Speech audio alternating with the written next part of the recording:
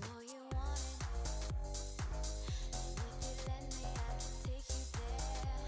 Yeah, I know you need it, and I can show you what you're missing, babe. Yeah, I know you're worth it. I still feel you on my skin. Don't leave me early. I need you to let me in. Real love, yeah.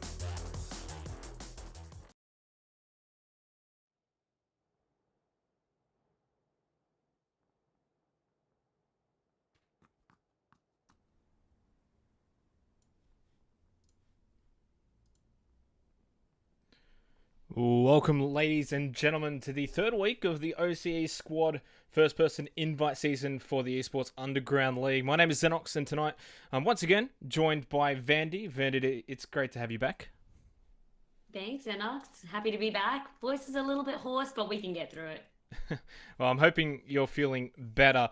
We got 4 matches again tonight, and if I'm correct, and as I've been told, 2 of them will be on Wrangle and 2 of them will be on Miramar. Now, Vandy, you missed last week, and last week was in fact 4 maps of Miramar.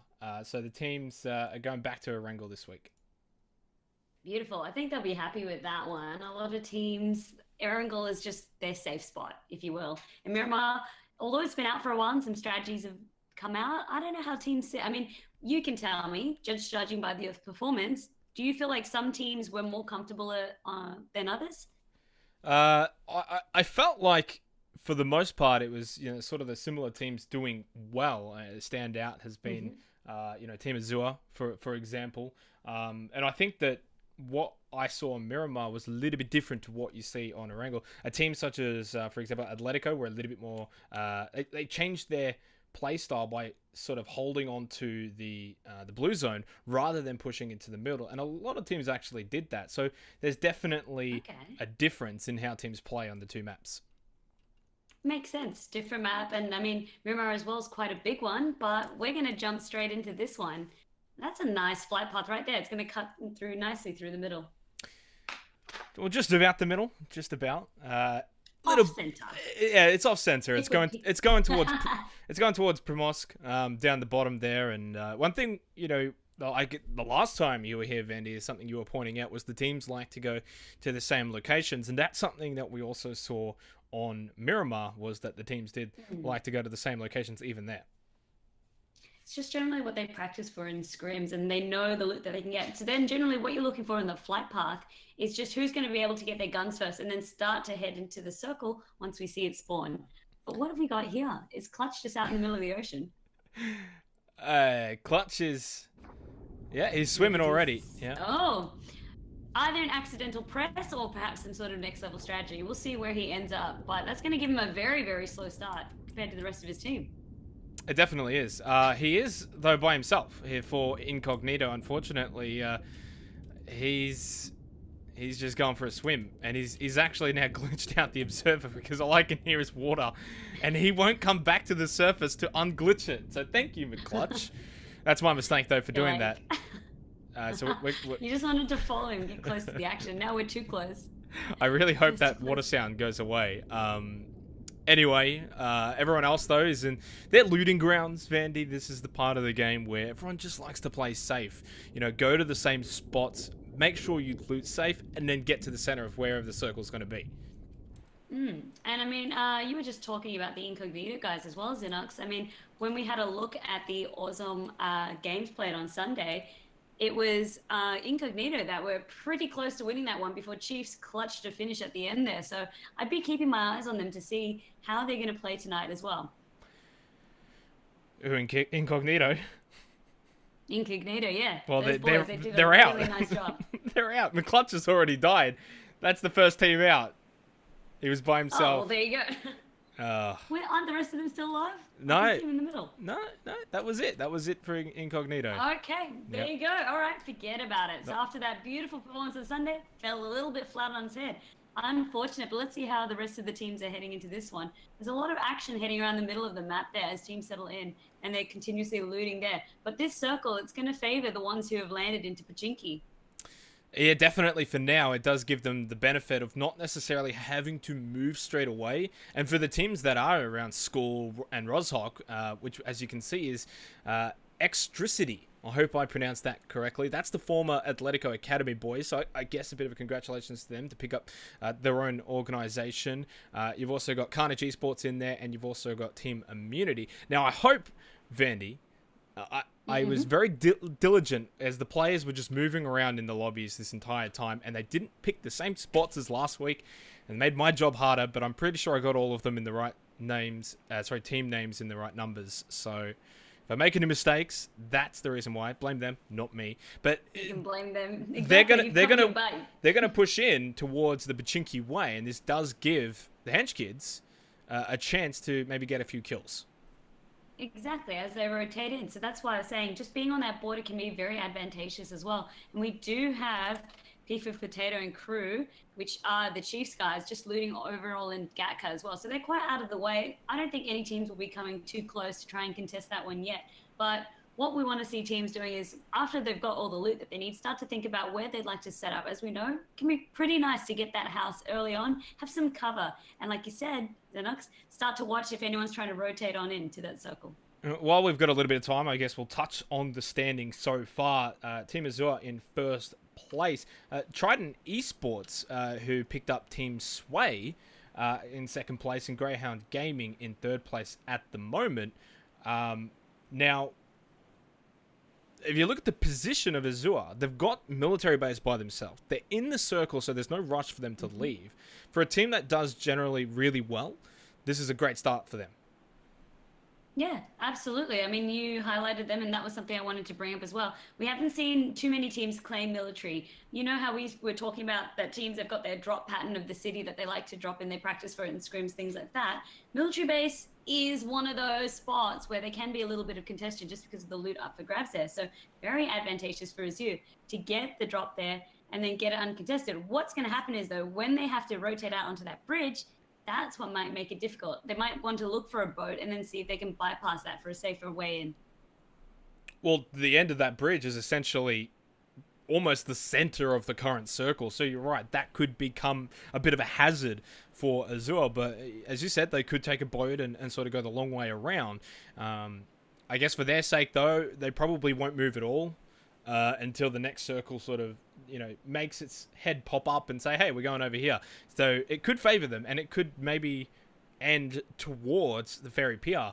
I guess for Azure, they would rather not finish on Gatka because that's the furthest they could essentially go. And the Chiefs, well, they'd like it to finish in Gat because they wouldn't have to go anywhere. They'd have all the buildings. Can sit pretty. I mean, and it's been relatively, I guess, a low kill game after we saw Incognito's talking up so much, just fall flat. Now, Incognito actually... Okay, so I've just realized what's happened here. Incognito is still alive. Firstly, All right. They were not with McClutch for whatever reason. McClutch was by himself. I'm so confused right now. But anyway, they are... So he just didn't join with his team? Yes. It seems that Okay. has to have been the case. Anyway, they're actually number 12, and I will edit that. There we go. And they're up in Severny by themselves at the moment. Just the three of them for obvious reasons. Because McClutch didn't get the memo. Okay, well, that makes way more sense to me because I'm not sure how they could be down out so early, but I'm glad we found the missing players.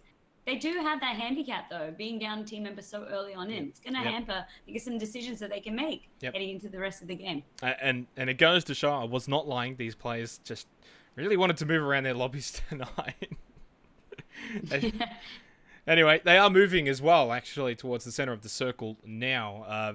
Very clustered at the moment, considering what we've seen in the past, especially on Miramar. It's such a different playstyle, whereas here...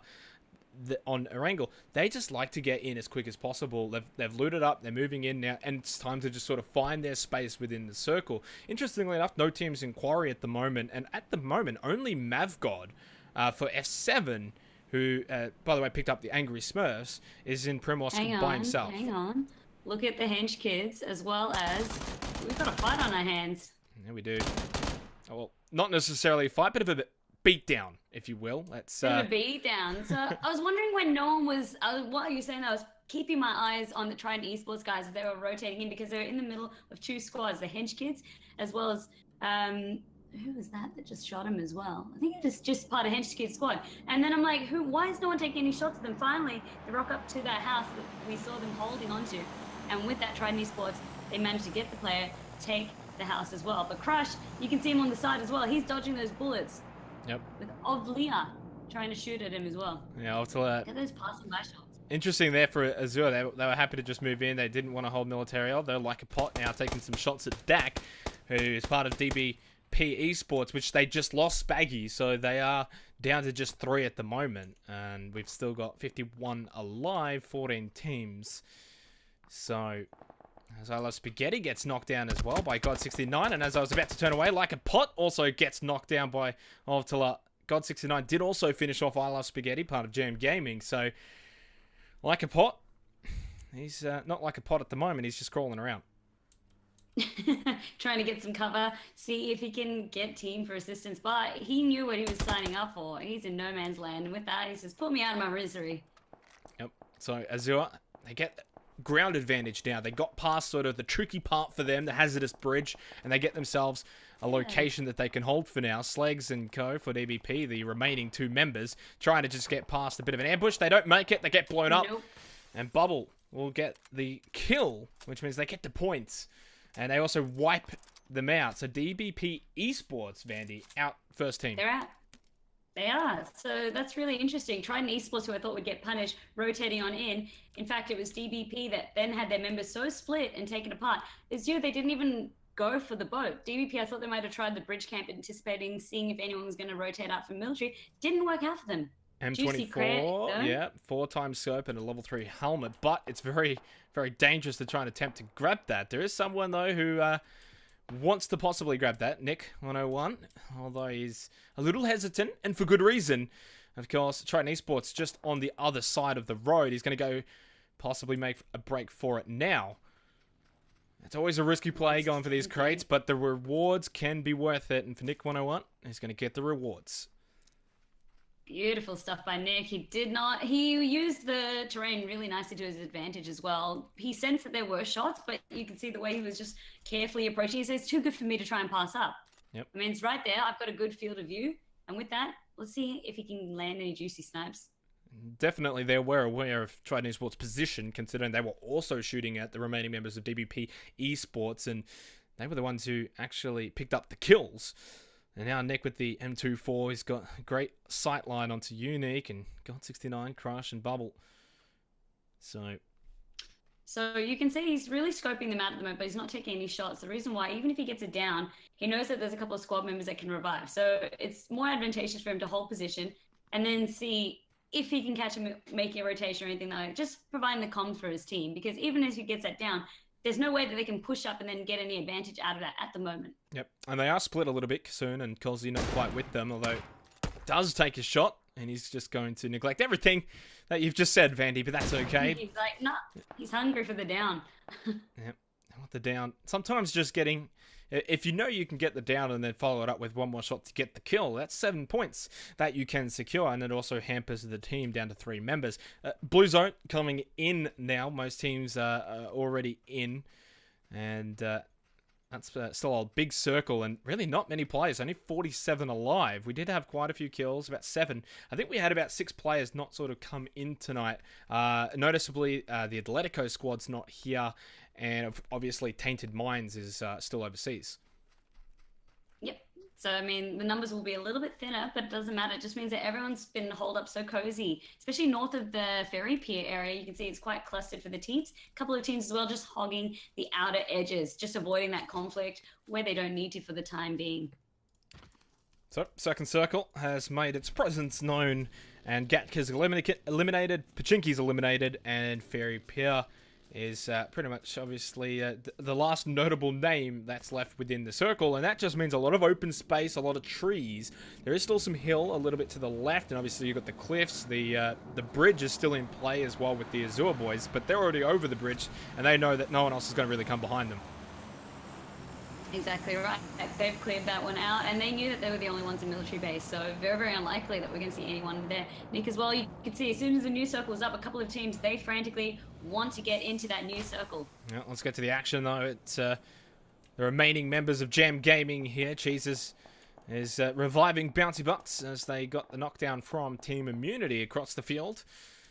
I'm not sure what that smoke grenade was for, but interesting enough. It's fair enough. If you want to use it, why not? It's zoning smoke. Don't come any closer. I mean, I'm sure that they know where they got shot from. Yeah. And they definitely, there's no one. Just be a misclick. There's no one here. Anyway, I'm sure they have their reasons. They are holed up in the banana house at the moment at Extricity, which can be a tricky name to say at times. Just happily along the top of the hill at the moment. Team Immunity holding up their spot, and they're going to be joining Jam Gaming with firing shots at Extricity as they make their way north. Just trying to get the heck out of there, avoid the shots, use the terrain to their advantage. They do have the car as well, so they can avoid to play around the outskirts as well. Only the but three that members. Car is taking a heavy beating. Trying to see where the third member is. Oh, there he is. There's Flood. They're going to make this. They're pretty much swinging back around along the outskirts of the white line to get back to their remaining teammate. That car is close to blowing up as well, so I'm sure they'll ditch that. You just think, Vandy, do you feel like that it might slow down a little bit here? Because as you can see on the map, there's just a lot of open spaces. Well, teams have already settled in and taken, I guess, the houses or that they've really wanted to, with a couple of small skirmishes and shots being fired when other teams are getting too close. So we might see a little bit of slow play. What's really interesting is those teams still on the outer edges trying to get on in. So yeah, beautiful, just zooming on in. They do have their vehicles, but if these teams over here clustered up take a shot, that's where, yeah, which they are, makes it all the more harder because they know that the circle is coming on in. That's Pathogen. Firing some shots at DC Research. I don't think they landed a single one, but A for effort. It just really just hampers them because now they have to go so much further, and then they're on the outskirts of Pachinki and they still have to make their way in. So it's just really interesting to see teams when they're getting too close. It's almost just like a stay away. Otherwise, you know, we are going to blow you up or we are going to take you out of the game. So these are what the skirmishes are. Like you said, it's really slowed down though. No team's willing to commit, even if they are getting those downs as we saw. No one's really trying to rush on in and take on the teams head to head. Yep, definitely. And they've really got to get up this hill as well. But they seem safe for now.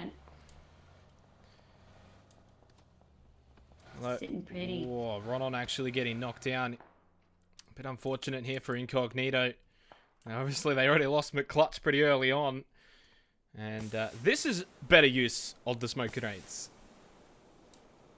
Yeah, there you go. I mean, we didn't see the other one. It could have been the most tactical thing ever. We didn't get to see it, so that's all right. But one thing as well I wanted to say, because you were asking about slowing down the pace of the game, generally teams as well, they will play a little bit more conservatively for the first game of the evening as they try to suss it out, get a better ranking to set them up. Then you can get a little bit more aggressive in the other games of the evening. It just depends on the sort of style that teams like to play. Unfortunately for Yakika Mukau, he's found himself the Extricity boys. Unfortunately, as he sort of kept on moving past that danger area where Ronan got knocked down, and he was always going to be outnumbered here, finished off by Flood. So 46 alive, 13 teams, only 2 remaining now for Incognito, and they're pretty much pinned down by Team Immunity. Their only hope, Vandy, is essentially to hope that Extricity, oh my goodness, this name. Extricity, I got you. Extricity. I can say it, but I just can't say it quickly. But not fast. The tongue doesn't like it. But Team Immunity and Extricity hope that they sort of kill each other. I like it. You're just like, just deal with each other and then just clear the path so we can get on in. With Flood as well. Got a nice sight line for a sniper here. Doesn't seem like that's going to be the case. Extricity have spotted the remaining 2 Incognito boys in the shack. And unfortunately, they are going to have to come out of that shack in about 30 seconds or so, or the blue zone does eat them up. And honestly speaking, though, maybe the strategy would be in this case to just die to the blue zone. How do you get out of this situation? You know, 2 teams are shooting at you. Team Immunity have got them pinned down, and they don't have to move at all, Benny. They've got this entire spot covered with their buildings. Electric here is just going to wait, bide his time. Maybe you just die and give up. Exactly. It could be if you want to deny the kills, you could do exactly that. But if you feel like you can place better, still you can try use one teammate to, you know, to lead off the shots while you send the other teammate in the other direction. See if one can escape, carry on, get a better ranking. Hard to say. Also, you could just try play the waiting game as well. See which team loses interest first. Definitely. 2 med kits available for Kazi, only the 1 for Ronon. But it's a bit of a track to the circle in itself, and then that track's also dangerous because Electric is just watching them the whole time. They're going to make a run for it, possibly. They do actually have the motorbike. Wow, well, that changes my opinion a little bit. Oh, okay, never mind. Goodbye, motorbike. Short-lived. Goodbye, and you can see as well. Yeah, short-lived. You can see as well. If that's they got a car as well. I didn't even see the car. So wait, motorcycle to maybe do the old bait and switch, and then hop into the car, drive into the sunset. If the boys get out of this, I'll take my hat off to them. I was trying to see whether or not one of the vehicle tires might have been popped. It hadn't. They will go back into the blue zone for now to try and escape the damage of the shots. Smart plays from the Incognito boys, but it looks like they're just going to drive off into the sunset. Rest in peace, fellas. Drive into the sunset. I mean, that really did help them. they're coming do back have around. medkits I as just don't well. understand why they have to go that far to turn back around, and all they're going to do is run into Carnegie Sports and Extricity. They've gone full They just circle. didn't want to be anywhere near team immunity. They've gone because from they one knew it team was to hot. another. They just want to have a safe spot. Exactly. Well, they didn't know, so they're banking on another team not being so close. But as he said, they have no idea that they're just running into Extricity, who have camped up here. Well, speaking of running into, Vasily's being knocked down. It's an absolute firefight down the bottom here. Kozzy trying to get involved in this results. Unfortunately, kills himself. Now Vasily finally dies to Dak. Another kill for Team Azure. Proficient getting knocked down onto Extreme 2G. So, I mean, there was a bit of action up north, but down south is where there are more teams clustered together. And as you can see, Extricity finally spotting the remaining members of Incognito, who have, as you said before, have done an amazing job to stay alive for this long, considering their circumstances. They have, and also with that AK, I'm not feeling too good about taking those long-range shots. They'll be looking for those close-quarter fights, just because the accuracy of that gun will be against them. So it's a hard place to be for Incognito. We'll keep an eye out to see how they fare, but like you said, they escaped one team just into the clutches of another team. The circle did move as well, by the way, and Ferry Pier is still in. That does mean the Azure boys have to obviously move slightly. Yeti Aztec is spotted some friends here. Dak has spotted him, though, in his blue container. He's not going to get out of that alive. Finished off by Optala, who's got the M249 precision. 42 alive now, and that spells trouble for Pathogen, as they've lost Yeti Aztec. Yeah, Yeti was just trying to bank on the container, see if he could get a cheeky kill, just to either run in there by Chiefs themselves or just trying to hold on out. Sometimes we see teams getting creative with their hide-and-seek spots. It was not going to pay off. Chungi, we've seen this man be a legend in that first week when he was just going, gunning, saving his team. But it's going to be hard for him now. Just sitting out on the rocks now for the time being. He knows that he's going to be the last remaining member of Pathogen. This definitely could work, though, especially considering that Azure are going to have to make their way away from their compound, and if he can possibly get a few knockdowns and put some pressure on them, it can give him enough time to sort of get into the circle. Or he could just wait for them to move. That works as well. There's no issues with that. See him jumping, trying to get a little bit more of a better vantage point to see where are they moving to. Well, I'm assuming he can actually get up here. Yes, good job, Chungi. Well done. He's made it up. Give him a little pat on the back. Yep. That would have been awful. Nick 101, you're in a bit of trouble, mate. You've got an entire squad of Chiefs running through the woods looking for you. Does have that M24, misses that shot, though. That does give away his position. And he just throws a wild nade. And he spots another team, which is DC Research as well. Just to the right of him. Now he's just got to book it and try and get back to Kozzy. He's the closest to him, who Kozzy's going to get fired upon and then fires back, takes out Proficient. And really, for the Hench kids, they are split up at the moment, but they are starting to regroup.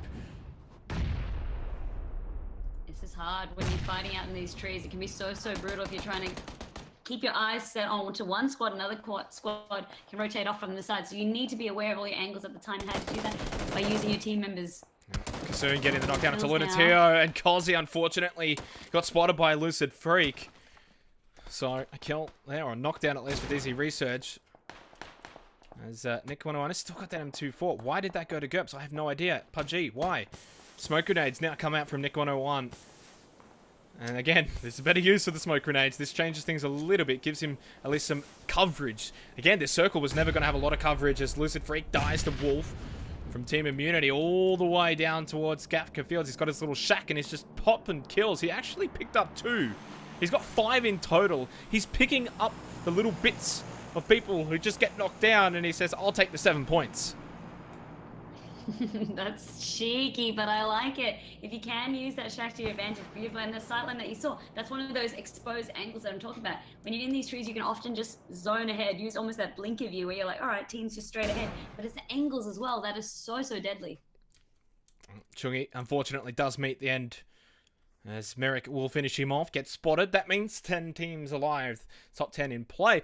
Interesting, we spoke about sort of the meta. Teams like to get in towards the center of the circle, find a compound, hide up. Well, in this sort of circle, Vandy, you cannot do that. And as a notice, a lot of teams sort of towards the edge rather than the middle. Only 2 teams brave enough, Chiefs and the Hench Kids, are smack bang in the middle. They get reward for it, though. They are in the circle, but they got no cover. Besides the shack. No. I apologize. They have the shack. Circles, where I feel like a lot of the fighting will happen as they rotate into the circle. So teams already there. This shack, that's minimal cover right there. And with that vehicle parked as well, that's just a makeshift car fort. I mean, right now they've created their own compound. This is 4D chess right now from have Hench Kids. to. They've got the Dacia to the left, they've got the Jeep to the right, use the trees, they've got a shack. I mean, this is pretty much Loot City right now in terms of this circle. The Chiefs, on the other hand, they'll just utilize the trees. They do have the high ground to their advantage slightly. But Merrick popping off some long-range shots. Does have the suppressor available, and he does spot Trident Esports, who have been held up in their compound for quite a while. Looking to blow off the tyres of the Jeep as Untainted will get the knockdown, and then the finish kill onto Hazzy. In the bottom left-hand side corner, it's Carnage Esports getting fired upon by Edge from Chiefs and Critical Motion and making their way in. Rodon and Kazi for the Hench Kids. Sorry, for Incognito. My apologies. Still alive. Still alive. Yeah. Good stuff, boys. Keeping it together. But there's already so many fights coming out because, as you said, Xenox, the cover is so sparse. It's making it very, very difficult to try and claim a little bit of this circle. Yep. Critical Motion gets the knockdown onto Untainted and then the finishing kill. That was a long-range kill as well onto Carnage Esports. Shots again. This is still coming from the Hench Kids. Their makeshift fort is being attacked by Team Azure, who, well, they've been the most consistent team so far in the ESU League.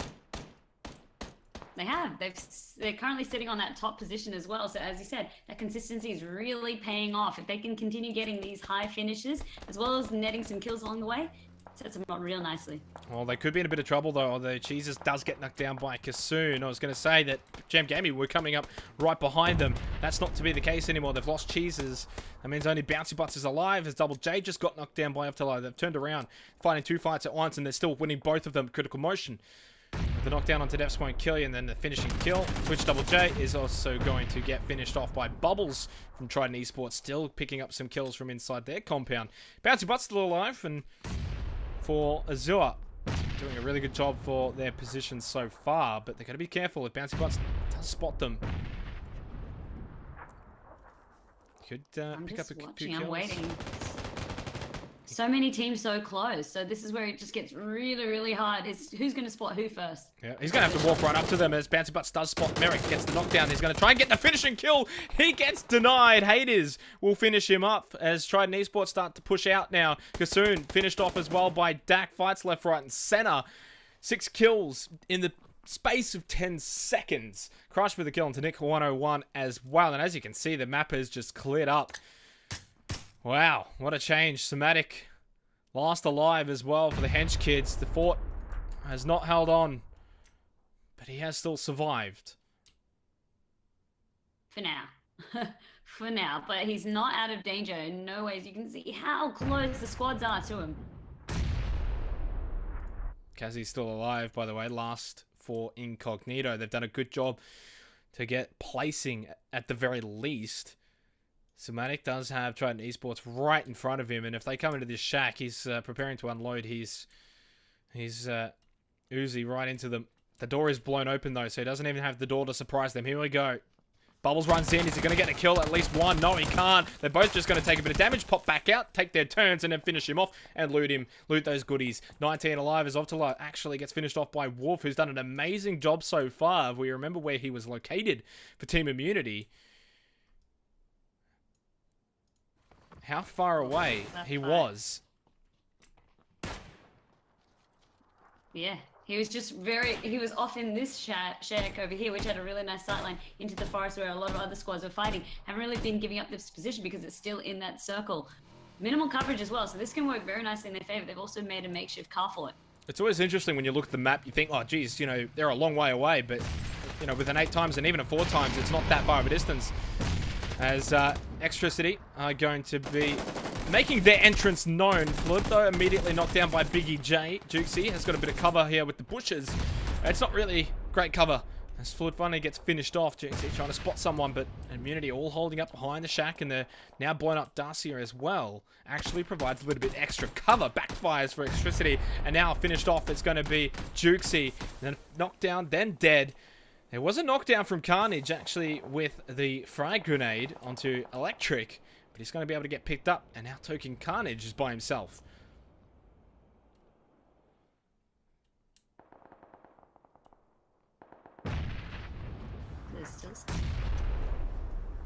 Advantage. Unfortunately, he doesn't make it too far. Biggie J with the frag grenade finally lands that one. Finishes him off. 14 alive, 5 teams, Vandy.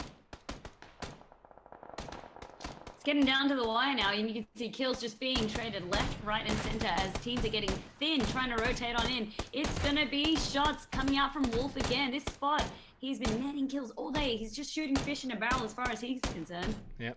Finally finishes off Crush, and the play zone will take on 6-9. Only the 4 teams remaining. Trident Esports, Azure, Incognito through Kazi. What a job they've done. And obviously Team Immunity, who's got the biggest advantage of all. All 4 are still alive, and they've got the only cover essentially here. Immunity, they're doing well. This spot has really paid off for them. That's almost that RNG factor as well coming into play. You can see the angle so nicely. And they know exactly where shots have been firing out. So you can see Wolf already. He's pre-training his sights. Downside is the circle. It's not in their favor. They've got a bit of a distance. So that is one thing that's not in their favor. If they had got the circle, I would have pinned it in, said, yep, they've got it. Chicken dinner their way. But that might not be the case for Trident Esports and for Azure. They can hold firm in their locations. They don't have to move behind the rocks. They don't have to peek and play dangerously. For Immunity, they're trying to just see if they can get a knockdown or something to push in. They know the only option here is essentially go over to this open field and make their way to the next circle. Which they do not want to do because there's 3 contenders on opposite ends just waiting, watching as well. So as we said, they know, everyone knows where everyone is for most part in terms of where they've heard shots ringing on out. And you can really see the first move as well done by Immunity, sending out a scout almost, if you will, with Electric, being the first to lead the team. Playing a little bit of civilization here. Sending out the scouts, and then the Warriors will follow behind. 4 teams, 9 alive. It's Azure that really I've got my sort of eyes on here. They know how to play really well in these situations. The problem is they've got no cover. So why not just blow them all up? Immunity. Wow. They're not immune to vehicle explosions. And Azure continue to show why they are so consistent. Even when they were behind the rock, they were able to get the job done. Immunity.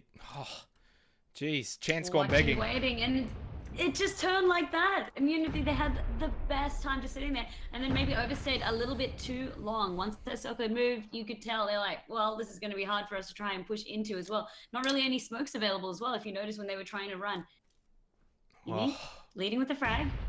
Kazi right now is about to lock into second place because Trident Esports and Azure are going to do battle here, 2v2 action. And Kazi, I tell you what, keep your eye on the snake in the grass because he might just pop up and get a kill and take first place. Considering their start, Vandy, I mean, my goodness, you got to crawl a bit faster, Kazi. A little bit faster. No, it's too late. Oh, he just limps over. Oh, no, second place. Oh, boy.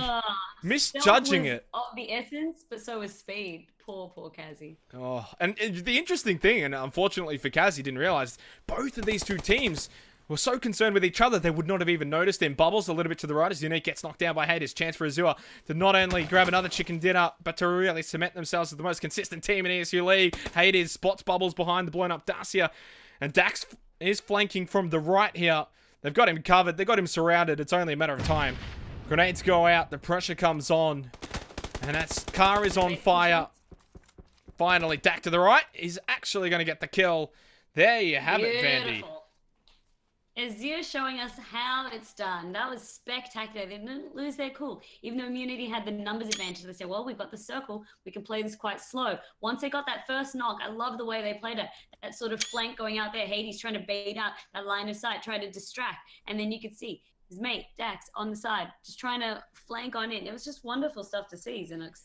Definitely wonderful stuff to see. Very interesting game as a whole. McClutch, the first team. He might as well be renamed Team McClutch. He's just got his own team there. Very interesting to see how that occurred. Big shout out, by the way, to Wolf FPV. He got 6 kills, and they weren't easy kills. They were long range, and was able to hold that position. 4th place for Team Immunity. They did well. They got a lot of kills. Incognito, with just the 3 members, no kills, but almost snaked their way possibly to a chicken dinner. So, sometimes you get those placing points and that'll help further on down the track. But Trident Esports, formerly, I believe that was formerly Sway, it was. 2nd place with a lot of kills. And of course, Team Azure, the most consistent team. They just get it done. Night in, night out. They get the kills, they get the 1st place, Vandy. We'll be back with Map 2 coming after the break.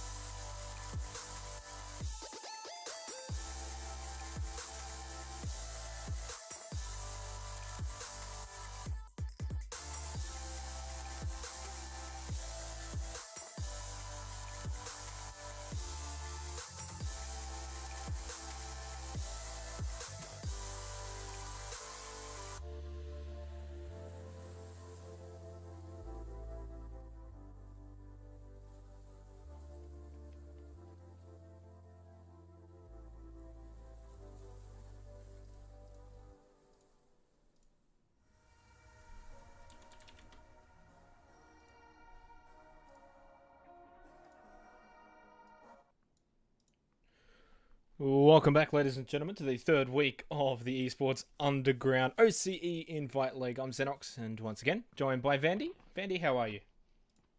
Wonderful, thanks. That was a fantastic first game that we saw, and we had a couple ups, had a couple downs, had a couple of name mispronunciations, but we're in it.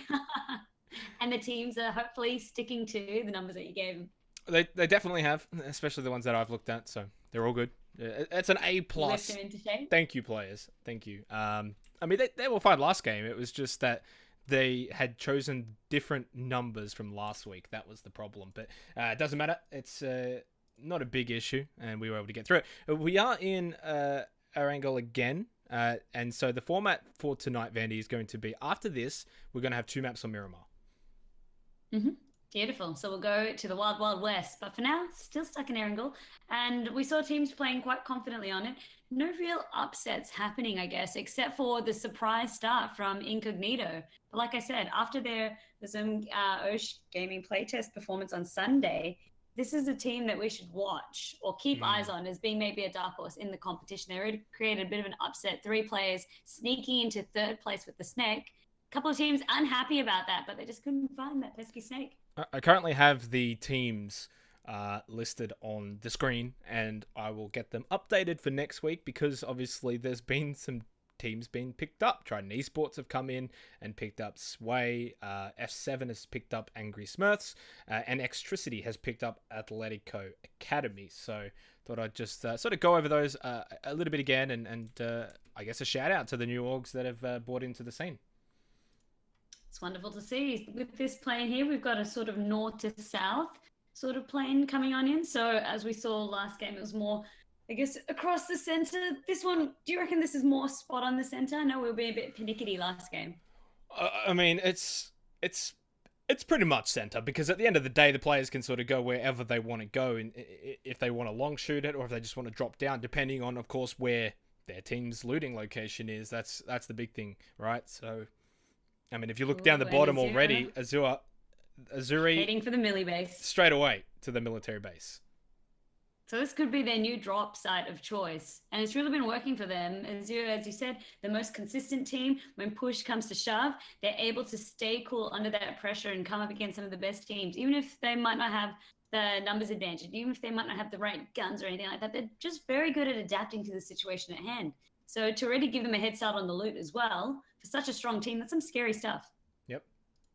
It worked out well for them last game, and it's been working out well for them so far in the season. Not a lot of teams have gone towards the west side. Primos, Gatka, Georgia Pole. Interesting, North Georgia Pole is usually where Xtricity like to find themselves, so I wouldn't be too surprised if they find a vehicle and then make their way over there, which it looks like will probably be the case. Flood actually has got himself a vehicle and is making his way over to North Georgia Pole as it is anyway. Beautiful stuff, Xtricity boys. You can see they're already trying to divide and conquer. And do you know who's finally back together, Xenox? We've got Incognito as a squad, as they should be. This time, McClutch, he got the note. I think McClutch got the memo. Hey, join our team. Don't make your own. Join our team. And also, don't just drop into the middle of the ocean, because what was that about? I mean, poor guy.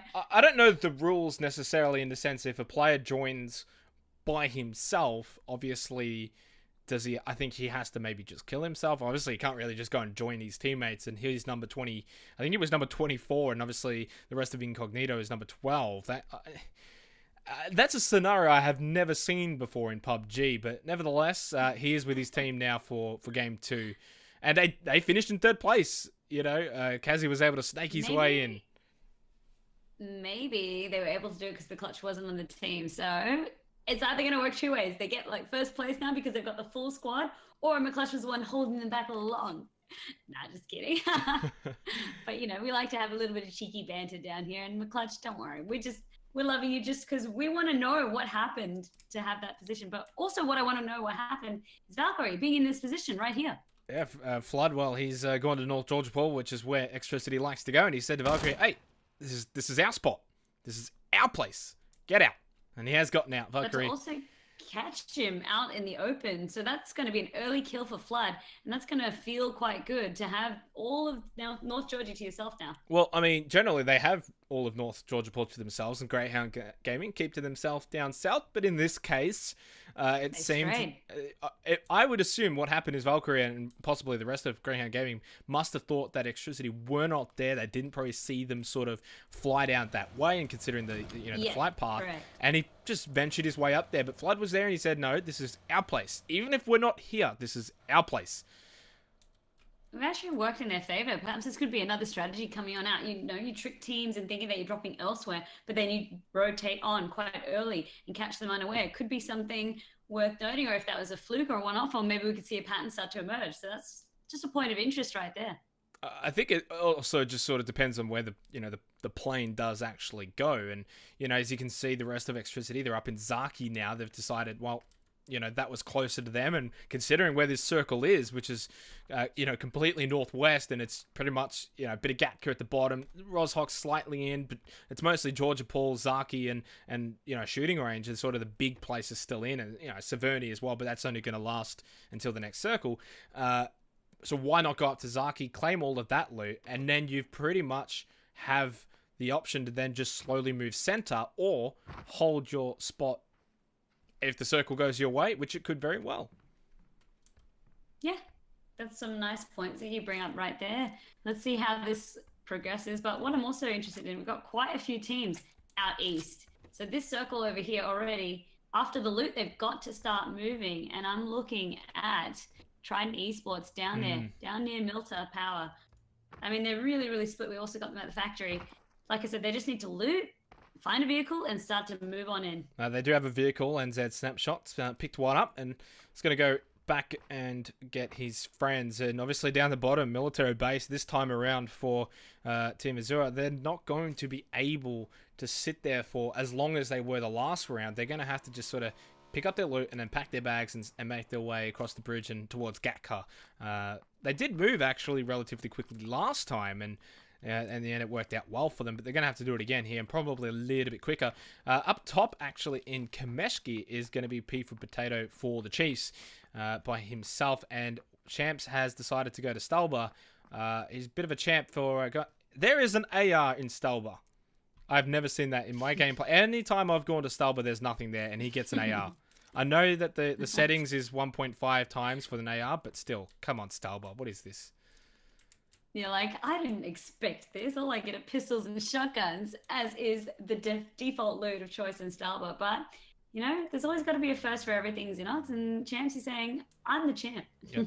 First for everything, and we've got our first loot crate coming on down. I wonder, can I actually get a peek while it's still coming? I can. Nope. It says it's empty. It actually doesn't load in until it hits the ground. That's today I learned. Generating. Come on. I'm impatient. All right. The algorithm. We got the AUG 8x scope, military vest, and a ghillie suit. So McClutch ended up in the ocean last Clutch, game. making a play. And he's ended up with the loot crate in the second game. Yep.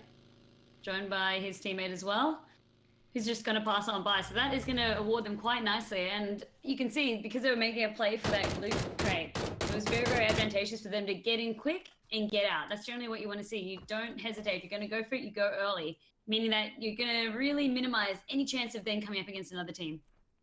53 alive. We've only had the one death so far, which of course was Valkyrie. Resolves was taking a few shots at Kassoon for the most part. I think every single shot missed, but at least he does show his presence, and that they're not welcome there either. The hench kids is split up at the moment, to say the least. They're a bit split, but that can sometimes work in their favor as well, as long as they're smart about it. And with teams as well, so already now, with that circle starting to close in, teams are happy to start to make their way into that first circle. Yep. As is the case, they'll pack up their bags, make the long trip over to the circle. Resolve still takes a few more shots. This time it's at Kozzy. Long-range efforts, and again, it's just to really, sort of deter him away from coming that way, showing, hey, if you come this way, you're going to get shot at. You got to find another way. He's already in the circle, so there's no real rush. But nonetheless, for Kozzy, he is separated from Kassoon and Nick 101. He's got to find a way over to his teammates. Instead, he will find some shots onto Hazzy. and gets fired upon probably for standing still. And takes one He's in. getting clipped and Yeah, he took He's one in running. the behind there as well. Actually, the pan didn't save him that time. Somatic is just coming in though, and he'll pick him up. yeah, Cozzy gets punished for taking a couple of those shots. So in goes the painkillers. He's get his pickup right as well, and they're going to be on their way. So that didn't really work out for him the way he was intending it to, just by taking those received shots. And if he was standing still any longer, could have almost been a down there. Yep, that could have been really bad actually, but luckily it all works out. And again, the sort of slow-paced meta that we're accustomed to seeing now is still taking place. There are some shots starting to come out. It's mostly Pathogen and Resolves taking these shots. It generally seems to be the case, Randy, that we don't really see the sort of hectic team fights. The crazy ones where sort of 10 people die in the space of 10-30 seconds until possibly sort of wave 3 or 4.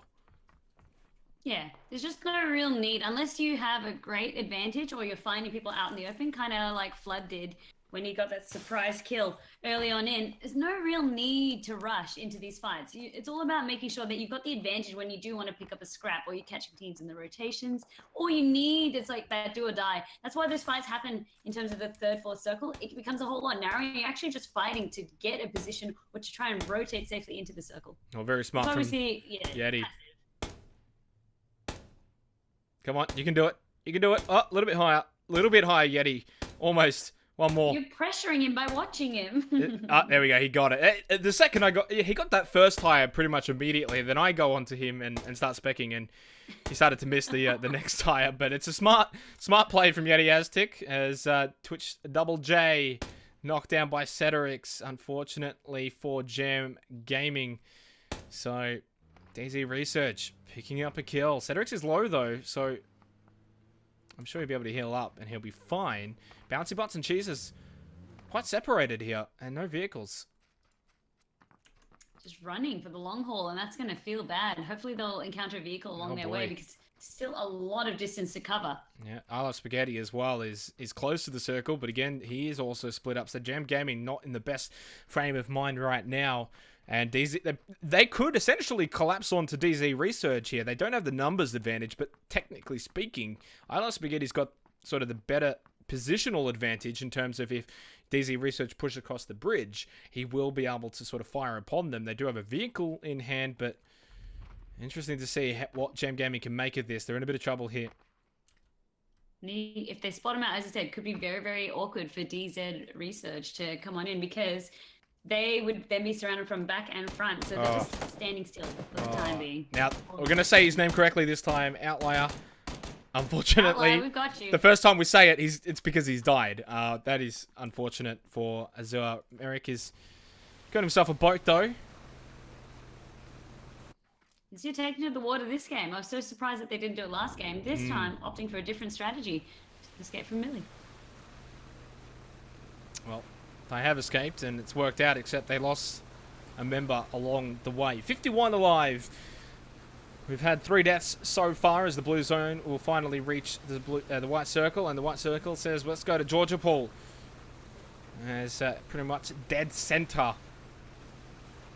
Shots up north as Edge is going to try and fire upon Trident Esports. He's also got DZ Research in his sights now, but they are over the hill. It's going to be a little bit too tricky to really take some shots at them for Chiefs. And really, Chiefs, there's been a team that has sort of been up and down. They finished 5th in the last round, Vandy. They're just a team that's sort of always thereabouts. They are. They're in the middle of the pack. Yeah, but they can pull out some surprises. And on the playtest games on Sunday, they actually managed to pull from behind to take away the game from Incognito, playing a very, very stellar, very aggressive gameplay, actually, if you will, to take that one away. So when Chiefs, it depends on if they're having a good night or if they're having just an okay night. But to place in the middle of the pack, it's by all means not a bad thing. Just means that you have to just work a little bit harder. Try to take out those Azure boys who always seem to be getting those chicken dinners. Well, speaking of Chiefs, they find themselves into a fight with Extricity. Carnage knocked down. They already lost Flood. That's not good news for the Extricity boys. And Carnage is going to get finished off here. Juxie's just going to get in his vehicle and get away. And for the Chiefs, they took no casualties in that fight, and they pick up 2 kills. confirmed there by Champ. So 49 alive, and now Extricity by them. They've only got the one member left here. That's hard for Extricity. They just got caught in a very awkward position. And as you said, with one member left on the board now, it becomes very, very hard. You can't really make those plays. You have to refer and become very, very passive heading into this. And Extricity, that they're currently 11th coming into tonight. They finished 7th in the first game. So they are a team that's generally around sort of the middle pecking order that, as a team, really do have potential in sort of finishing high, but they just don't do it consistently. They have these sort of games where they sort of choke in the early game a little bit and just lose too many members too early. But we did see in the last game, Vandy, that Incognito showed that you can lose your members early and you can still finish in 3rd place if you just snake your way in. As Kassoon taking some shots at the Jam Gaming boys, they've also had a bit of a tough start. So, and that's going to make it even tougher. Bouncy Butt's knocked out. Who's gonna be able to pick up this kill? It's really a free-for-all here. A lot of teams are shooting at him. And it is going to be Serb getting the kill there. And also Critical Motion will finish off Cheeses and finish off I Love Spaghetti. So the Jam boys, first team out. That's got to feel rough. They were just caught in the rotation as well. And with Jam Gaming guys, like you said, they sometimes have some good games, but what I feel is that when it starts to come to rotations, they don't really get a good position, and that's when they're then prone to being picked on off. They're not really able to hold their ground, take the head-on fight, and with that disadvantage on not having the terrain to their advantage, it makes it so much worse for them. A firing squad right now from Incognito, taking pot shots at both DZ Research and the Chiefs. I bet they are enjoying being together right now, as they weren't together for very long in the last round. In fact, they weren't all together at all in the last round.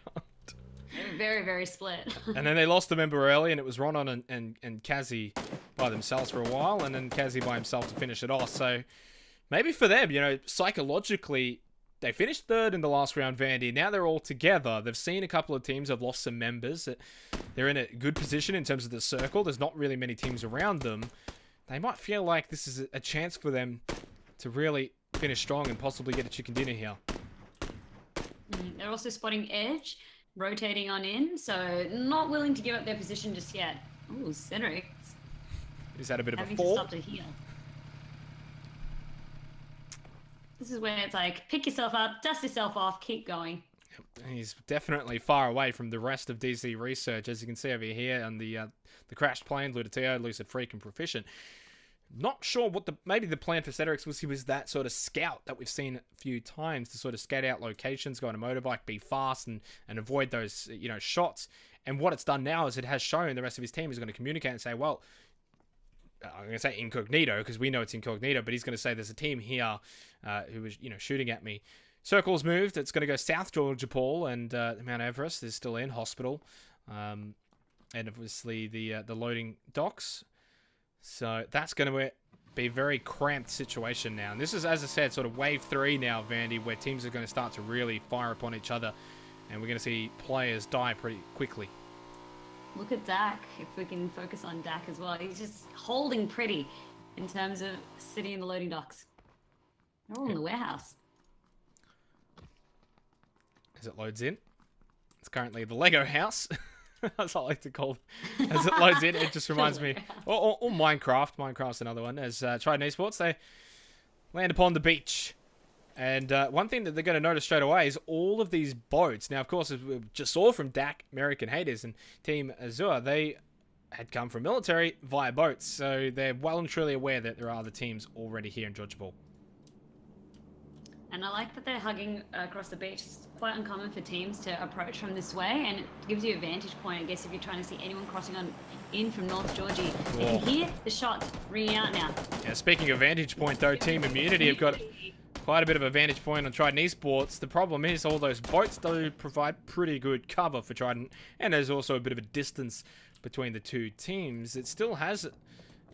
I don't know why that went over to Extreme TG. They still have a way out, though, via the water. It is obviously still in play. Yeah. So, That's why it can be advantageous to take the beach sometimes when you're not sure where other teams are. You play the beach and then also utilize that water. Where this becomes, I guess, a bit of a threat is if anyone's hugging that shoreline, because now they can shoot down. But they were happy to take the water. They say, all right, we know that we're getting fired from North Georgie. It's all right, we'll use the water, we'll change our position. We also know that there's someone in Georgie itself. Oh, there we go. Finally got rid of the bloody water sound as it glitched out again. Cedric's, unfortunately, while scouting, he does get taken down by Serb, and not a good sign for DZ Research. Edge taking some shots now as well. So DZ Research now down to a knocked down Looted Tio and Lucid Freak. That's going to be hard for them now with DC Research. We saw them in a nice position on the bridge. We were like, I'm not sure if they're going to get killed here. They made it out alive, but now this is where it's becoming quite difficult for them with that circle now dishing out some damage. Lucid, what's the call that he's going to make? Has to leave his teammate. Just knows that there's not enough time. Doesn't have the meds for it.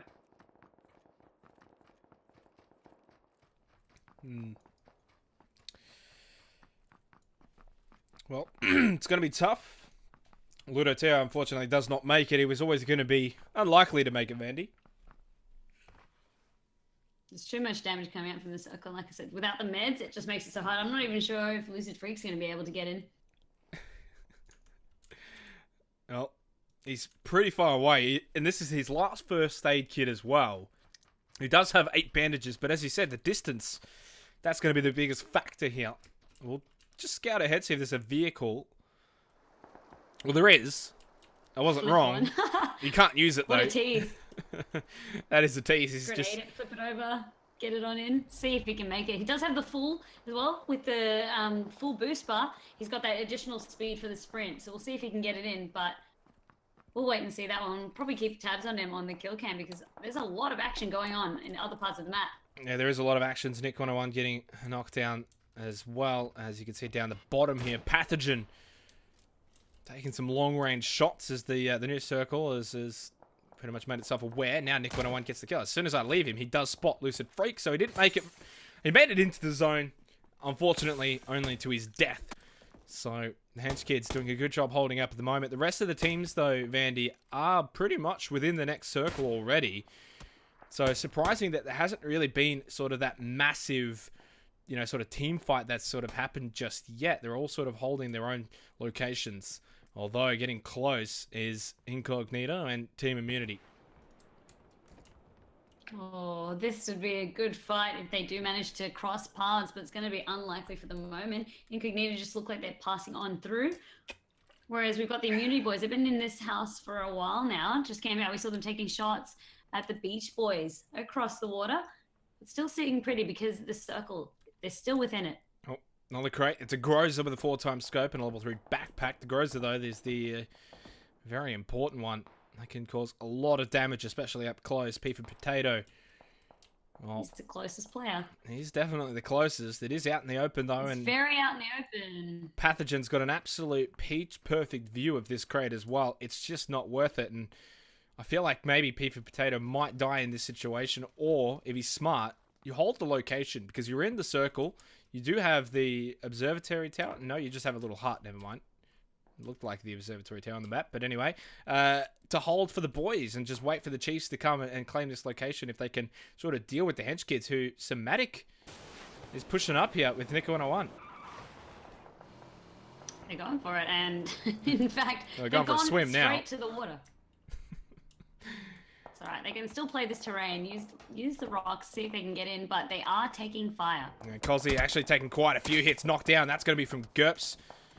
From F7, starting to get into the fray here. Hazzy will finish off the kill onto Cozzy. So, Hench Kids, unfortunately, having to move. They didn't really have to move probably that quickly. Still had to move regardless. And now they've found themselves in a tricky scenario here in between a few teams with no real position to hold for themselves other than the rocks. As you can see already, though, there's quite a few teams that have already made their way, you know, within the warehouses of Georgia Pool. And Trident Esports as well, they've got the hill, so they've got that high ground just in the middle of Georgie. So we'll be looking to see how they go in terms of, they can peek down into the crates as well as just into Georgie's town. So we'll see how those guys fare. P for Potato, it's a one-man firing squad for the time being. 38 alive, 11 teams still remain. As you said, one-man firing squad is quite a distance away from the rest of Chiefs. And he's looking to take out Pathogen by himself. He's got 6 first aid kits, so he's well and truly able to sustain himself if he does take a few hits or two. But I think the problem for Pathogen right now is they don't know really how many teams are down there. For all they know, that it could be an entire squad holed up in that building. What they don't know is there's only the one player. Couple of shots being fired across the river. It's going to be now the Hench Kids have made their way over to where Triton Esports were originally at the boats. And it's now going to be Incognito taking shots at them. Of course, they've still got team immunity as their neighbors. Their neighbors. Set up across from each other. That's beautiful. Wanting to see how that plays out when they all have to move, because look at this new circle. Yep. New circle again. Really favours Triton Esports. They've got this one at the moment. They're in probably the best position. They're in a good position. Yeah, they're in a really nice position to get up there. That's really going to help them. COD 69 though down the bottom. Just not sure if that's on purpose or not. Hench Kid's trying to fire back shots as P for Potato has just absolutely gone. I don't know what he's trying to do here. I mean, let's get eyes on him. I want to see what he's up to. He's found himself a little crevice actually, so this is not a bad location for him. He's got a friend coming along. That's going to be critical motion. Yet Aztec, by the way, gets knocked down as Pathogen has made their way across. As unfortunately they've found themselves in a bit of a firing line. Critical motion as well, knocked down by Resolves and then finished off. Jukesy, by the way, last member of Extricity. I again don't know why that went there, but anyway, unfortunately I've lost. Just knocking on the door. There it's like, hello, I'd love to take the shack. Oh my goodness, dead. Jukesy as well. He's holding on for his squad. Oh, Chungi, frag grenade from that Resolves. Was a beautiful frag. Well, it would be a beautiful frag if it was from, sorry, not from your teammate. He's gonna have to get the revive now. Oh, if only Jukesy was aware. He could have got a 2-for-1 situation. McClutch, by the way, dead. Wolf knocked down. Cassie He's just knocked down. He doesn't know what's going on. He's like, I hear frags. He's like, I just want to stay alive. My squad's down. But in terms of Jukesy, that was a beautiful frag for him because he could have capitalized on it, like you said. In terms of Chungi to be on the receiving end of that, he's like, bro, I'm trying to push here. You kick a mook out. We've all been there. We've all been there. Last one alive now for Incognito. Things went a little bit south for them in North Georgia, Paul, as they were making their way out. Wolf is going to die here, but the rest of Team Immunity have met up with Edge, and they've formed themselves a new team. It's Immunity Chiefs now. They've Swim boys. They've kicked Wolf and they've picked up Edge. It's going to be a bit of a truce. They can use the boat to shoot at each other. Jukesy, by the Someone way, wants to get in, use the does gun die easy. there. So, unfortunately, he wasn't able to survive for too much longer. Resolves finally got that kill, and Chinese Sports will hold their ground for now. They do have a friend down the bottom in P for Potato, who actually has somehow been joined by Champs, and they've both made it there. So, this could really work out well for the Chiefs, except the fact that they've lost Edge. At this point, he's not really going to make it too far. You kick a Mukau, doesn't make it across the rivers. Kasoon will pick up that kill. He was trailing just behind him, and now takes a swim. Hinge Kids as well. They were in a bit of a sticky situation before. Glad to see that they managed to rotate in and still preserve 3 members of their squad. Yep. So Kasoon makes it out. Makes it across. 29 alive. 9 teams. We're into the final 9. Somatic trying to take some shots onto Team Immunity.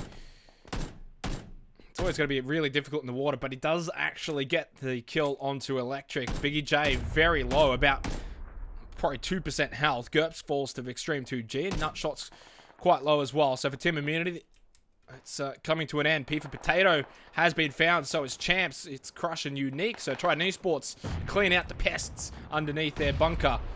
And they move from the high ground, though, because it's been overrun by Pathogen. Resolves pushing up.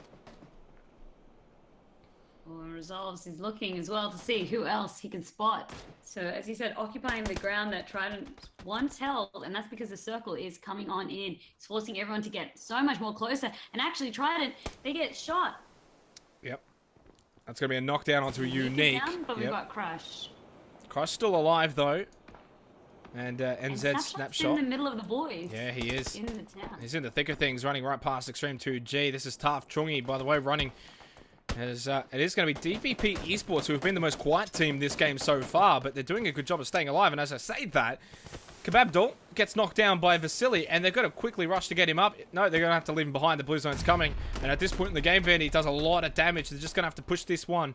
Resolves has got great eyes on this, and if he wants, just has to stand up, pick up 3 kills. Well, busy healing as well. Took a couple of shots. And there he is. Nabs one. Goes for the second. It's looking for Schmed down the bottom. He finally spots him. He runs out of ammo, though, at the worst opportunity. Chungi, though, is there, and he picks up the kills. Takes all the glory, but it's a team game. 6 total kills for Pathogen. 7 teams alive. Edge still alive for Chiefs, so they're going to pick up the top 7 here, but really, that's all he's going to be able to do for the team. He's just sort of going back down, and then coming back up for air, and then going back down, trying to stay alive, and he finally falls to Somatic. That's 11 total kills now for the Hench kids. Very busy this game. And for Trident Esports, what once was a very cushy position is going to spell their end. Resolves, though! Pathogen coming. Oh, Christ, he got the kill. And he gets taken out. that's Dak Team Azure, though. As Pathogen have just really, unfortunately, chosen the worst possible way to secure the kills onto Trident Esports. Vasily is still alive, and he's going to be able to get the revives onto Resolves and Chungi. But the problem is, Team Azure, yeah, right there waiting for them, packed in. It is a very crowded Georgia Paul right now. It is. Everyone's been forced on in, and that was a very, very nice rotation coming on in by Pathogen until they got stopped short by Azure. And Azure, look at their positioning already into this. Yes, it's packed, but they've got a nice little dominant section in the middle of the crates for themselves. Greyhound Gaming, 3 alive. We'll look at the, I guess the final 6 teams now at this point. 3 alive for Pathogen, 3 alive for the Hench Kids. 3 alive for F7, only 1 alive for Trident Esports, which is NZ Snapshot. 3 alive for Azure, and 3 alive for Greyhound Gaming. So it's basically 3v3, v3, v3, v3, v1. There it is. There's the one. It's just all 3s and 1 solo. Yep. NZ Snapshot. I saw him rotating on in earlier. Wasn't willing to take the fight. Didn't realize that he was up against a 1v1 at the time, but he was just more worried about getting himself a safe, secure spot with the rest of his team members following. So playing for position now. Yeah, and the team with the worst position, though, is going to be Pathogen. Unfortunately, the cover's great if you're in the circle. You're not in the circle, you're going to have to move in. You can see Dak just sort of peeking the containers a little bit. And now, if you've got smokes, now's the time to throw them out. 10 seconds. Chungi taking some shots, but he's really shooting at the Hench kids. 5 seconds. It's going to rotate in. They know this. That's why the smokes are coming out. They're also trying to do some covering fire. Have to make a move into the circle soon. See if I can get vision onto Dak here, who's been really kind of keeping an eye on them this whole time. And the smoke has worked. He doesn't know really where they are, although Dak did get the first shot actually in the resolve, so I'll take that back. And he gets the second knockdown on the Chungi. That was a fantastic shot. With the SKS zoomed in like that, that was amazing shooting by Dak. Now, Snapshot dying to the play zone there. I wonder if that was on purpose because there was no one around him. He wasn't really pinned in a sense, but maybe just dying to the zone, taking a top 6 position is fine, and says, all right, I won't give up the 7 points. Dak, though, it gets fired upon pretty quickly. Nice reverse fire from Pathogen to put a bit of pressure back on. Extreme 2G, though, will now take the kills, and that works out for Greyhound Gaming. That's 14 points that Azure don't pick up. Pathogen were trying so hard to push on in. They had 2 guys on right there onto Dak, putting out the pressure to make him fall back, but they were stuck in the open. They just wanted to hug the crates to have any chance of staying alive. It wasn't meant to be. So, 4 teams, 10 alive. Hazzy gets taken out with a grenade by Kasoon. So that means Mavgod, the last alive for F7. So we got a 3v3v3v1 now. Mavgod finishes it off, and now we've just got 3 teams. All with 3 players. Haters knocked down, though. That's from Nick 101. So down to 2 members. He's got the high ground advantage. He's going to be able to finish him off as well. Gets the kill. And Azure now in a really bad position when you consider Nick's positioning here on the high ground. And he completely spots Greyhound Gaming. He's got the game in his hand for the Hench kids here. He's got the suppressor as well. So that means that the shots, all the more harder to try and locate where they're coming from. So this works really nicely in Nick's favor. Playing it cautiously, doesn't want to overplay his hand that he's been dealt. Also, though, remembering, Nick, you're not in the circle and you've got 20 seconds here. I'd want to try and make use of that high ground as much as you can. Even if you just sort of die up there, Vandy. Take out as many as you can, die to the circle. You've got two more members on the bottom in Kasoon and Somatic. I'd be playing a little bit more aggressive. Pressure. Create pressure, create space for your teammates. But he doesn't want to get taken out for free as well. He wants to make sure that he can make a play, see if he can spot out anyone, get those all-important downs. He's essentially stuck up here anyway. You might as well go down fighting and try and take someone out. He had a chance to do that before, and he backed away a little bit. And now, really, for Greyhound Gaming, they don't have to give away the position, but they do. Happy Navitas, why are you not taking shots, Nick? What are you doing? Have you got a secret plan that I'm not aware of? Yeah, he was hesitating for a moment there. So I'm really to try and jump off against Junior Revive. He's taking the shots now. Yeah, and he gets the double knockdown just as I look away. No secret plan, just biding his time, and now jumps to his death. Splat. Well, it worked out in the end, though, Vandy. And he did what he had to do. He did. And he waited. That was very, very important. So we were saying, why aren't you taking the shots? He's like, guys, relax. I've got this. Yep. Wonderful stuff. You can see, trying to crawl over to their teammate. Oh, nade coming out here by Somatic. Extreme 2G. Just so low. Still gets him, though. Serb last alive now for Greyhound Gaming. And just when we thought Team Azure maybe were in a poor position, they now find themselves again in top 3 and favourites for top 2, considering only one alive for Greyhound Gaming. Looking at the circle, they're all in. We're going right down to the wire. Nick got revived. The suicide jump worked. He was able to crawl in. The circle didn't finish him off. What? 40 chests from Nick 101. I did say that there might be a secret play there, and it was. Absolutely calculated. Well, the final dance. Crate fights are hard. These are going to be some hard fights there. Neither team will want to give up their position first. It's going to be who can spray and pray better. Well, the interesting thing is Surf pops around the corner. He'd be able to wipe out the entire team with the hench kids, but he's not going to be able to do that. Not yet.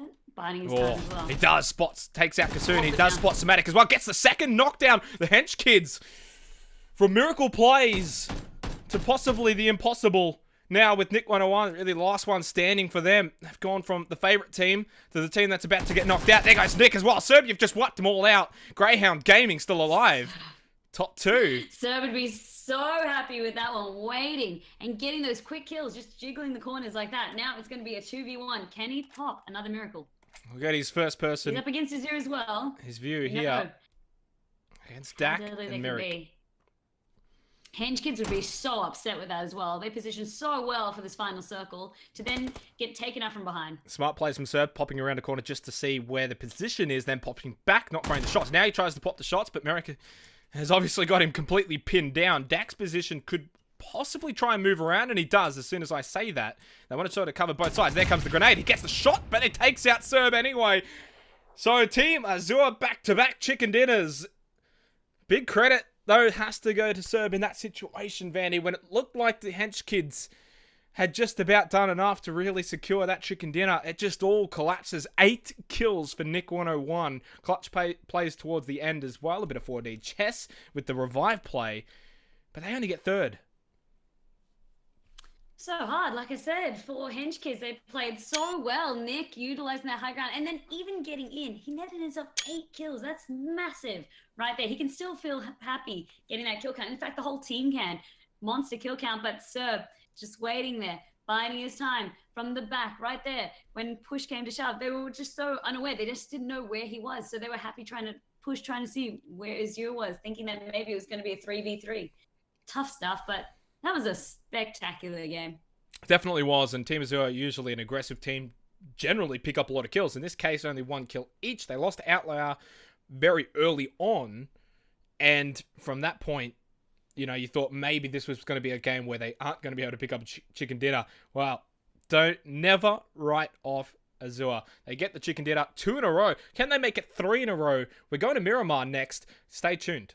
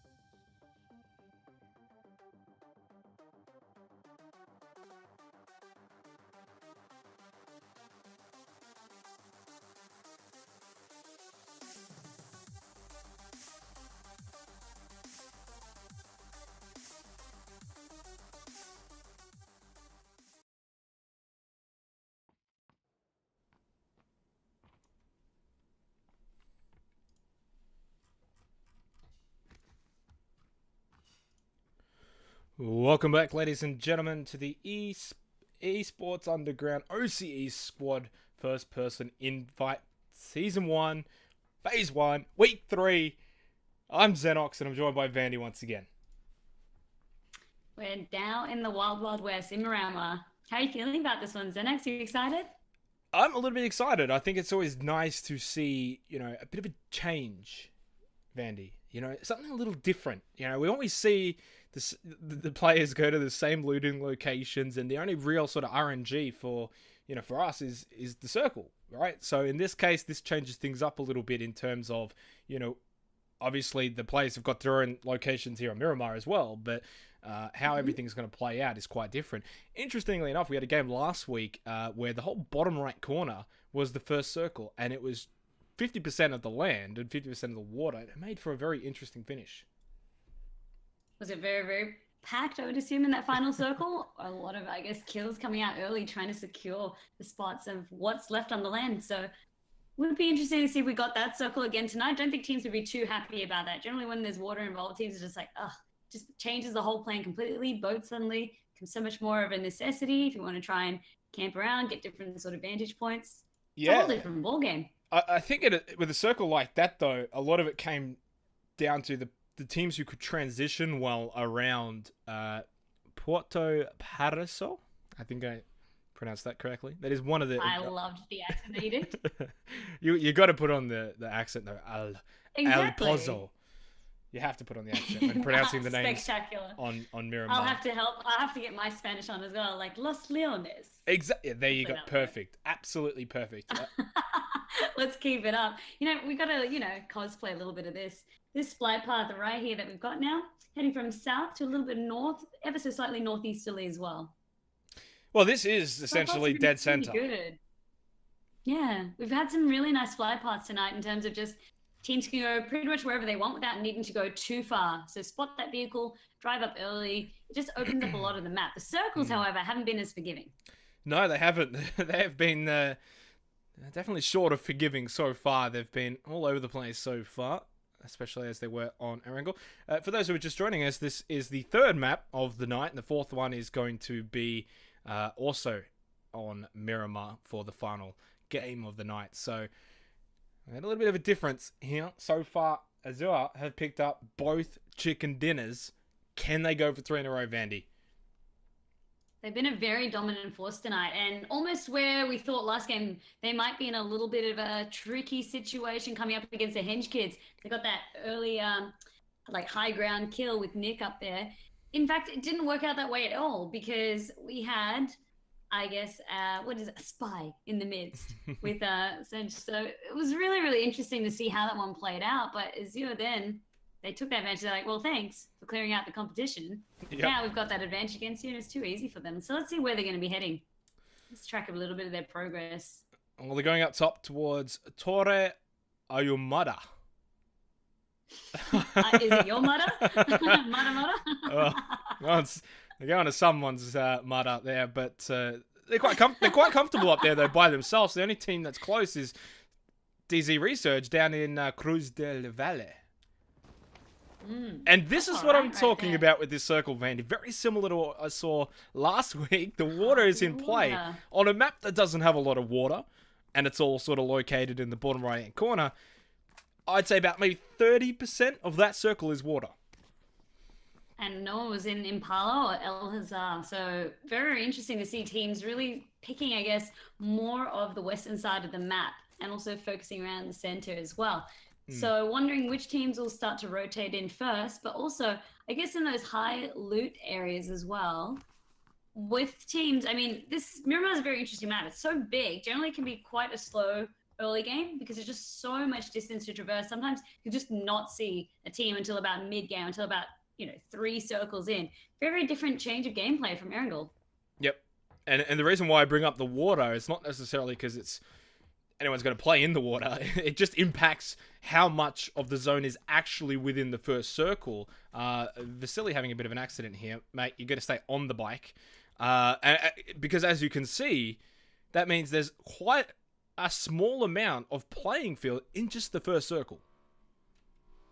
Exactly right. So, what does that mean? All the, I guess, loot in that vicinity, as well as all of the coverage from the houses and the buildings, becomes so much more valuable because there's just so little of it going around. And as I said, Mirima's a big map, yeah, but when the Mm. circle's going to then be half in the water, it really restricts your choices. Yep. So, for the most part, there's only two teams that are currently within the circle. That's Jam Gaming and Pathogen. So very quick to get in there, and there's not a whole lot of looting locations. If you think about it, Jam Gaming's in Al Azahar, and we're going to be seeing Pathogen in Impala. Impala. Impala. I mean, Beautiful. really much not many places left. Exactly right. I mean, the loot in Graveyard News Generalis, not that great. Very, very sparse, very, very hard to loot. It's almost like the Gatka of Miramar right there. So you really need to commit. Whereas Impala and Elazar, a lot easier to loot.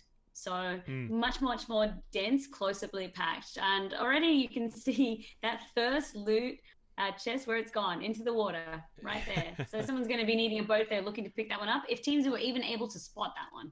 Yeah, most likely not. I mean, that's just probably going to stay there forever, to Very be honest. far out. And, you know, something we saw again last week on Miramar was that teams changed their sort of gameplay a little bit by hugging the circle a little bit more rather than going towards the direct center. And I wouldn't be too surprised if we see that again, especially with a circle like this. We are still seeing teams make their way towards the middle of this circle after looting quite quickly. Obviously, Pathogens now made their way in. We're seeing the Hench Kids make their way in now, as well as DBP Esports. They're making their way in as well. So I guess for those teams, they're sticking to their meta. They're sticking to the way that they play. But I wouldn't be too surprised to see maybe some other teams adapt a little bit and sort of just hug the circle. And one thing that I think we might see a little bit of a skirmish breaking out, if not done well, is that you can see the proximity between Trident Esports and Team Immunity down in the bottom left right there. It's more of that southwesterly area. Because of that bridge coming out, Immunity currently has the advantage. If we're going to see Trident Esports try to rotate in, then they could just be clashing heads. So it could be easy kills coming out there by Immunity, almost like the same when you try to come out of military base. If you've got teams bridge camping, it can make it very, very difficult to try and rotate in. Very difficult. Although, I guess for Trident Esports, they do have another avenue towards Circle, which they've only got a minute until the next blue zone. Well, not the next, but the first blue zone actually makes its way in. And then even then, they've still got, I believe, 300 seconds anyway. So they're not really chuffed for time. But they are taking a while when we consider that, apparently the meta is loot quick and move to the center. A lot of teams are still just looting. Can be different on Miramar because there's so much distance to cover. But one thing as well that's very, very interesting, in terms of the vehicles in Erangel, every team wants to secure one as soon as possible. I don't really see that as much in Miramar. It's teams are happy to loot first and then they'll go search for that vehicle. It's almost like that second priority. It's a little bit different. And I think a lot of the reason that for that could be that there are a lot more vehicle spawns available in Miramar. So, 10 seconds until the play zone is going to begin getting restricted. We haven't had any action so far, which sort of come to expect a little bit with Miramar, considering how big it actually is and sort of spread out. And even with a circle like this, Vandy, where, so much of it is engulfed with water that it's really only, sort of 70% of that is actually in play for the first circle. There's still not a lot of action. Yeah, and I mean, the circle is starting to fill up, but you can see once you start to zoom in, teams are not yet in that position where we're going to be seeing too many fights breaking on out, unless teams are spotting. So, I mean, Kebab Doll, he's sort of just sitting in the middle of the road there. Could be problematic if he doesn't have any cover, because we do also have a lot of the hench kids looting on quite nearby. So, hench kids have split up a little bit here, as Nick 101 and Cozzy trying to get a bit of a high ground advantage set up here, right smack bang in the middle of the circle. And it might work out well for them. We actually have the first knockdown, though, onto Happy Novitas. This is from Externals. He's going to finish off the kill. Just trying to spot where that was. And for the life of me, I can't. And I've become a mountain. There we go. I've become one with the mountains. Well, it was part of Team Extricity picking out that first kill right there. So we've got Juxie and Flood. There we go. And yeah, down there. Well, first kill. A good start for Extricity. They didn't have a good start in the last game and knocked out quite early, in fact. They finished 11th, but still, that's still quite early. Nick 101 taking some shots at Yukiko with Kozi. They do have to be a little bit careful with these sort of shots, though, because it does draw attention to themselves as being surrounded by teams. And they don't know that as well. So with those long range shots, the chance of hitting them can be quite slim. But as you said, you're giving away your location. That can be everything.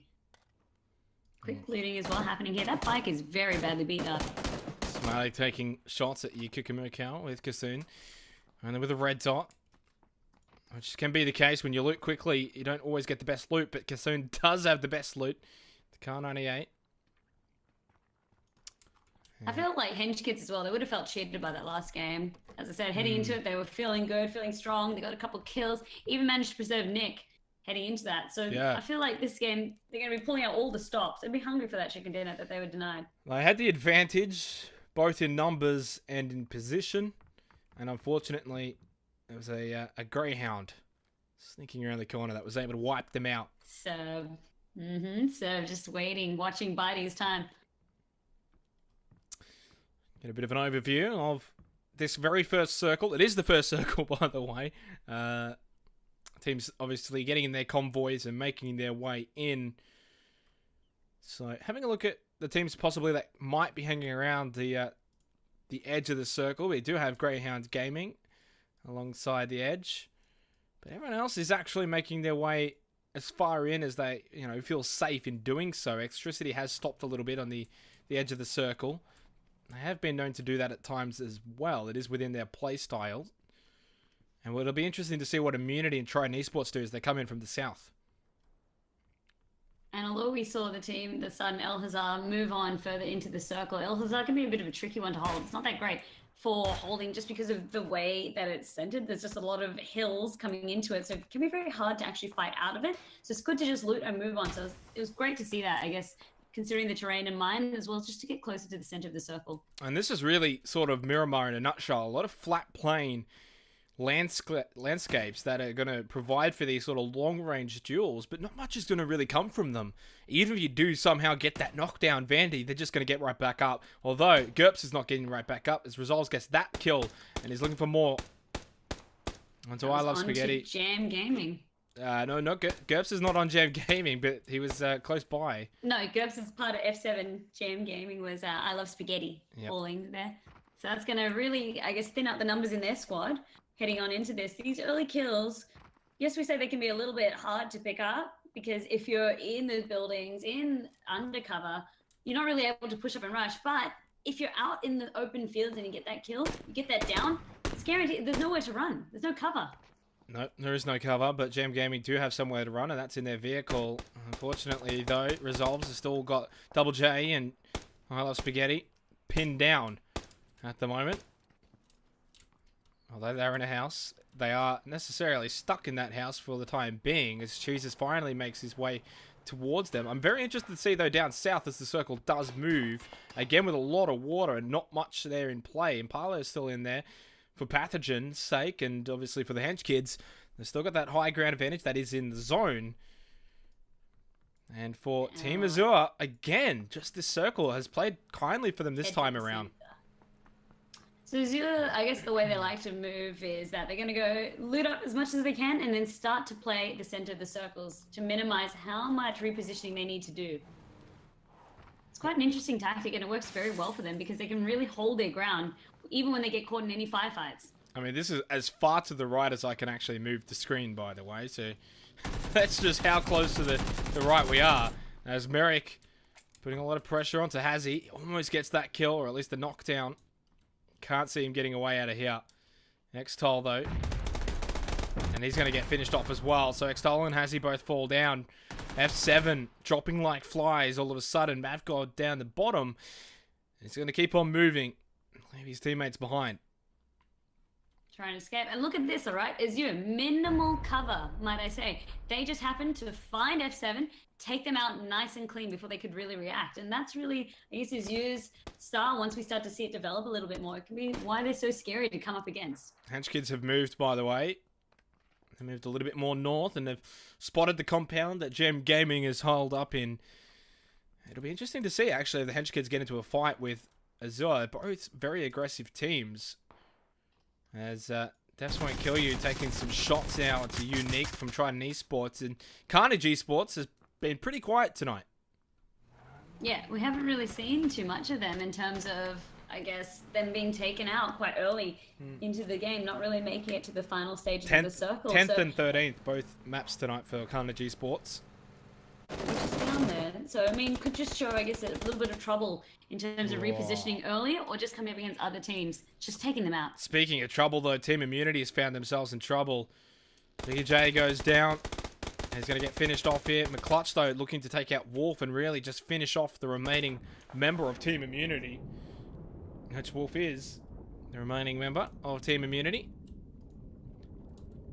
Yep, he's just swimming on, trying to get out of there. But I was really interested with Trident and Team Immunity down the bottom. They didn't actually meet. They were so close, repositioning into the circle. But in fact, it's now Immunity who's coming up against Incognito. This is the meetup. Yep. And you can see already Trident, they're nowhere to be seen. They're on the other side of this mountain. Yep, and they do have Kaufman in his side. Oh, sorry, Couchman, not Kaufman. I apologize for that one. Unique, though. Whoa, that was a quick little return fire, though, from the members of Carnage Esports, spotting him in that window there from that distance. Great shots that's coming from Untainted. And Zed Snapshot, though, he is quite a distance away from the rest of his team. He does have not really a whole lot of time, but if he can find a vehicle, he'll be fine. Trident, they're getting really close. Nine Zed Snapshot, rest of the team members right there. They are amongst it, trying to spot out those members of Carnage. Back up their squad member as well, stuck in the buildings. Crush. If he just looks down a little bit, he would have spotted them all, and he probably would have been able to wipe them all out, but he just probably doesn't have the knowledge. Now he does. But the rest of Carnage is just going to keep on moving by. Wasted opportunity. A little bit, yeah. So in that sort of moment there, they're just trying to desperately spot them out. But what they're really trying to do as well is back up Unique, because as we saw, when he peaked, just for that moment, took a heavy beating, and they were just worried that he was then going to be rushed. Luckily, it was not to be the case. What Carnage were really after, if not the kill, they just wanted to get a better position into this next circle. Kazi getting the kill onto Serb. And I believe that's actually wiped out Greyhound Gaming. It has. So from... quite early in. Yeah. From a second place finish to 13th.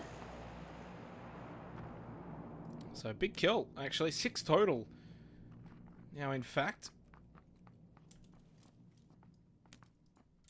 Got Kazi as well. Just peeking up. Mavgod, he's been just sitting pretty in that water for some time.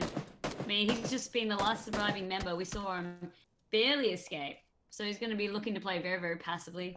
Utilize the water until he's, until the pool closes by the circle, pretty much. Until he's kicked out of the pool. 45 alive, 12 teams still in play. Token Carnage for Extricity was under fire from Kasoon, who's the last remaining member of Hench Kids. The rest have left. They're going up north. They've left him behind.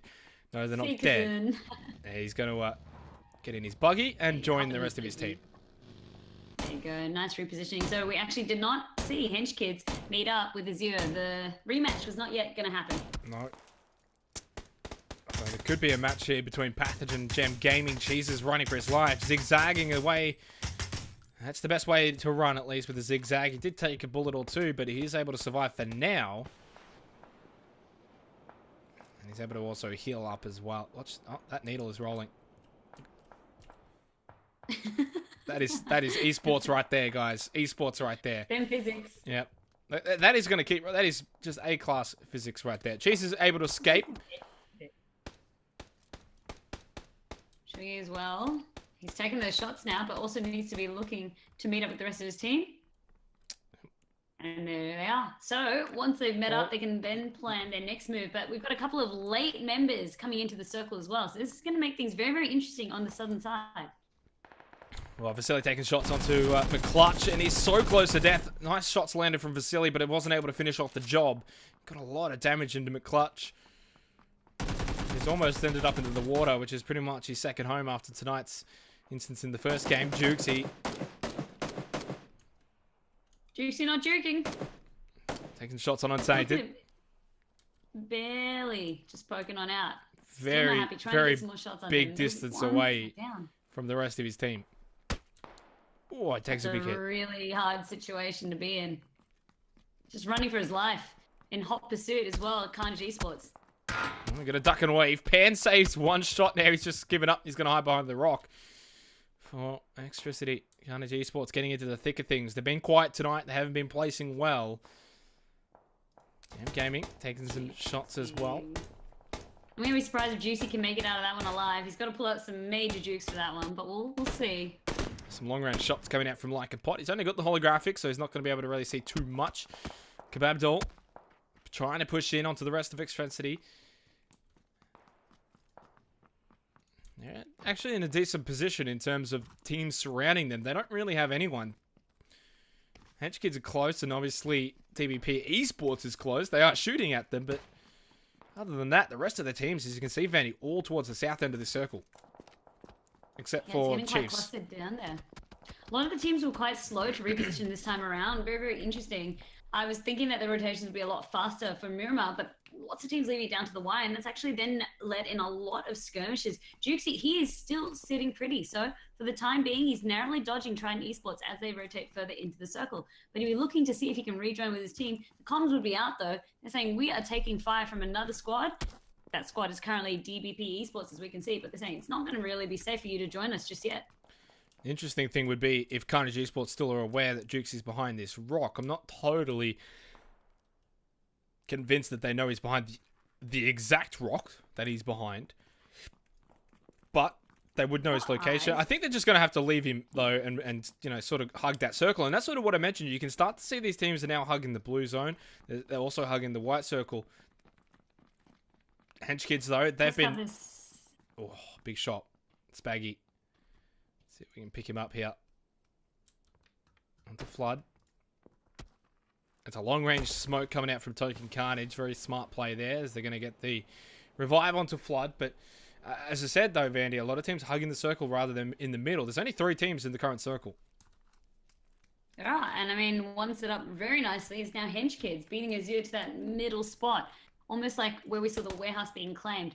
Azure, though, not too far behind, but they are hugging the edge, trying to see if they can stop some kills. Stop the teams rotating in and nab some kills. Well, speaking of nabbing kills, Gold 69 does get the kill onto Jukesy. He wasn't able to get out of that hole that he dug himself into, and Trident Esports pick up the kill. 3 members now just for Extricity. Carnage taking a shot. Token Carnage has been a bit quiet so far in the last 2 weeks or so after a very strong first week himself. Usually a bit of a fragger. You kick a Moo Cow, though, taken down by Ludatio. And now all of a sudden, Extricity's got themselves in between a rock and a hard place. Hench Kids to their north and to their south. They've got DBP Esports. Slags, though, taken out by Couchmen because they've got Carnage Esports right behind them. So how the tides have turned for DBP Esports as they look to run up the mountain. And they know if they run over that mountain, Extricity will take them out pretty quickly. And Externals already takes out Like a Pot. And then he gets taken out, though, by Headlow. So, action's starting to happening. Kills. They are starting to fly, but as you said, DBP not wanting to be in their position right now. When you are sandwiched in between 2 squads, it's pretty much the least wanted position that you ever want to find yourself in PUBG. It's just so hard to try and get yourself out of that one. And there's still 12 Twims alive. This is going to be a pretty poor finish for these squads that are going to sort of die here. The rest of them are all just sitting pretty down in the southeast. And Extricity might just want to try and push up north if they at least realize that. Resolves gets taken out by Outlier. As Slags is pretty much down, and Spaggy is the last alive now for DBP Esports. Look at how close they are, though. Killed their squad member. They know it's not an insta-kill. They know that there's still someone left. So they will be making sure that they're at least wary. They won't know Spaggy's exact location, but they'll be wary. And Spaggy's just hoping that they don't find him. They might find him. Depths won't kill you. He's about to just come over this ridge right now. He just needs to look a little bit to his right. Otherwise, he could get taken out. Surely he will. Spaggy will fire upon him. He's going to go for the kill. He's going to wait for the reinforcements to come. Headlow right in front of him. And Spaggy knows they're coming. He doesn't spot him straight away. Now he just about will, but there's two of them, and he's not going to be able to shoot two people at once. And the Carnage Esports play that one. Cool, calm, collected, and they're going to pick up Deaths Won't Kill You. Tio as well was finished off. So Extricity have actually managed to come out of this situation alive. They've been able to move north, and they've got themselves a compound to hold up in. I'm interested by Spaggy. I mean, most times you see when you're kind of cornered in that position, you know that the score's not going to be too far away. You generally do go for the kill. He was feeling confident that he could use that down squad member to try and nab some more kills if they rushed on in, but it actually didn't pay off for him. So actually denied himself the 7 points right there. Chungi taken out by Double J underscore G. As the circle does move again, and once again favors the Hench Kids. They are loving the circle gods right now. The RNG is in their favor. Chungi finished off by Double J. Mav God down to Kazi as Incognito. Doing quite decent at the moment, but they're about to run into... They're running into the two times. As McClutch walks into the firing squad of Hades, Outlier, and Merrick. And they're going to finish off Kazi as well. And there goes the rest of Incognito. Double J picking up the kill onto Crush down the bottom. And it looks like Extricity is going to find the battle with Carnage Esports is about to begin. They do have cover, though. A lot of it. In fact, this is a pretty difficult fight for Carnage Esports, Vandy, considering they've got no cover here. They don't. And Extricity as well. Ooh, the shots right there just took a moment for them to try and lay into death to kill you. Flood with the Kar 98. Saw a head pop up. Wasn't able to take that kill, though. Dak, by the way, knocked down. Vasily gets that kill. We'll go and check on them and come back to the other fight in a minute because Azure... They're going to be about to be knocked out. They've been able to manage, obviously, in the last game with just the 3 members. They've got 6 total kills this game. That's more to their standards in terms of the kills department. But smart play. They don't sort of hang around the location where they lost a member. They're going to just keep moving. But Vasily and Yeti Aztec, last 2 alive for Pathogen, are going to just sort of follow them. They are right behind them. To the left, Vasily. Just to the left. You're going right past them. You're just walking right on by. There we go. We're both walking right on by each other. To the left, we're saying. Oh, spotted Merrick. Now he's spotted Outlier. He's going to shoot him right in the back. Outlier. A little bit to the right, though, is Hades. Outlier goes down. Rise knocked down. Merrick as well has found himself in the open cover. Hades, though, gets a return kill. He is the last one standing, and unfortunately, that's it. Azure finished in 7th place, yet he has ticked, though, dies to the play zone.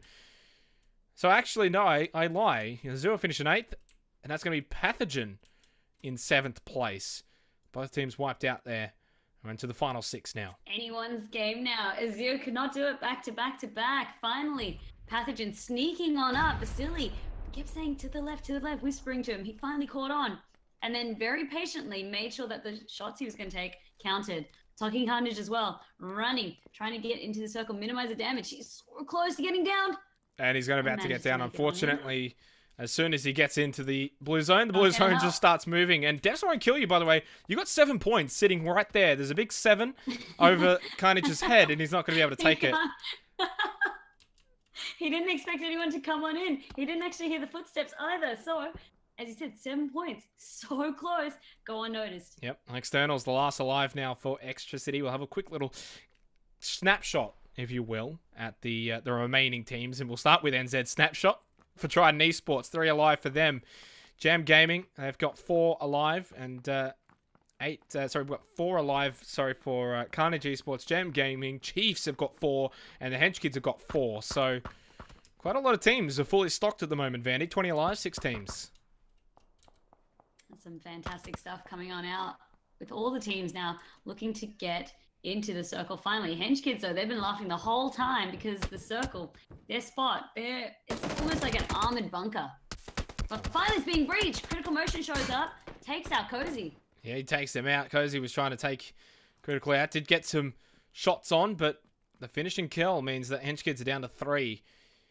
Coming around, though, it's going to be the Trident Esports boys looking to disrupt Jam Gaming. Shots now into Double J. Knocked down immediately from Unique. He's going to get the double kill onto Lila Spaghetti. He is. Head low as well, getting the kill into Bouncy Butts. Unique, though, fired upon by Cheeses, trying to return fire. Unfortunately, he meets the snapshot of NZ, and Jam Gaming wiped out in 6th place. 5 teams remain. And they will be able to get Unique back up. Nice and safe there. Externals, by the way, is doing work. He's picked up a kill onto P for Potato. 7 points secured for Electricity. He's got Edge just below him. Never mind. Deaths Won't Kill You takes out Edge. And all of a sudden, 2 left now for Chiefs.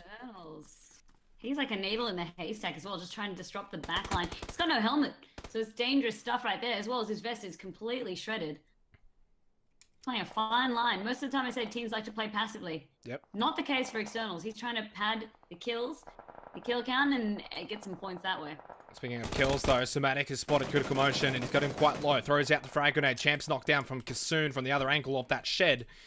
Critical Motion, though, does move into a good position. He's able to heal up with his final first aid kit. He's got none left. Does have 10 bandages. Champs was finished off. Unique dies, or at least gets knocked down. Untainted gets knocked down as well. Externals finally dies to Headlow. Moving up now. Critical Motion gets spotted. Somatic with the kill. 3 teams left, 10 alive. And it's in favor again, you'd have to say. Well, this time actually for Carnage Esports. But the for the Hench Kids, again, they're in a position where they can pick up a chicken dinner. It's just about finishing the job. It is. And they also still have the only building left in play for the circle. A little bit of it is still in. And they managed to get the revenge kill onto Critical Motion as well, avenging their fallen teammate. So going to see how this plays on out. With God from Trident Esports, he's now spotted the squad from Carnage Esports. If they can thin the numbers here, that will really help Hench Kids. 6 total kills for Carnage Esports, 5 for Trident, and only 3 total kills for the Hench Kids is actually surprising considering the way they've been playing. And that circle has changed the dynamics of things again. For the Hench Kids, it moves away from them. We saw it at the end of the last map. It moved away from them. They had to sort of change their approach a little bit. And in this case, this is not very good. And Zed Snapshot holding the right side of this circle is going to be able to spot Nick 101 if he gets a little too close. And that circle is well and truly just open area. I've got a bit of a... I'll see if we can get a bit of a view for it. There it is. That's the circle right there. Essentially where the fence is to pretty much where Deaths Won't Kill You and Unique is. That is it. So there's nothing there. So it actually doesn't favour Hench Kids at all. So forced to move again. And that's going to be a bit of a hard situation for them. As you said, we've got NZ Snapshot. He is the outlier there. Nick trying to take some shots. Was able to land one onto... NZ Snapshot would have heard them. Yep. Landed one onto Unique. They won't know that Snapshot is there, though. This is good play from Trident to at least sort of have a backup plan as well if things go wrong for Unique and God69. They obviously are quite close to Carnage Esports as well, starting to fire back. It's so open, you can already see. It's very, very tough now for Hench Kids. This circle's really throwing a spanner in the works for them. Taking some shots onto the Carnage Esports lads, but Blue Zone is making its way in. And at this point, for the Hench Kids, it's do or die. You're just going to have to move in. I do wonder if maybe there's some sort of... There's this big tree. They've got a big tree, Vandy, and that's about it.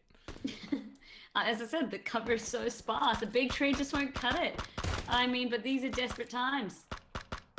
Untamed, just popping his head out for NZ Snapshot. He's now trying to sort of join the fray. God69, by the way, gets knocked down. So that is going to delay Trident Esports. And Snapshot as well from Somatic. The Hench Kids have found themselves an opening into what looked like a difficult period to sort of transition into in this next circle. God69 is healing up, and now Unique taking shots. Somatic doing a lot of work here with the 8 times. And then the final knockout again onto Unique.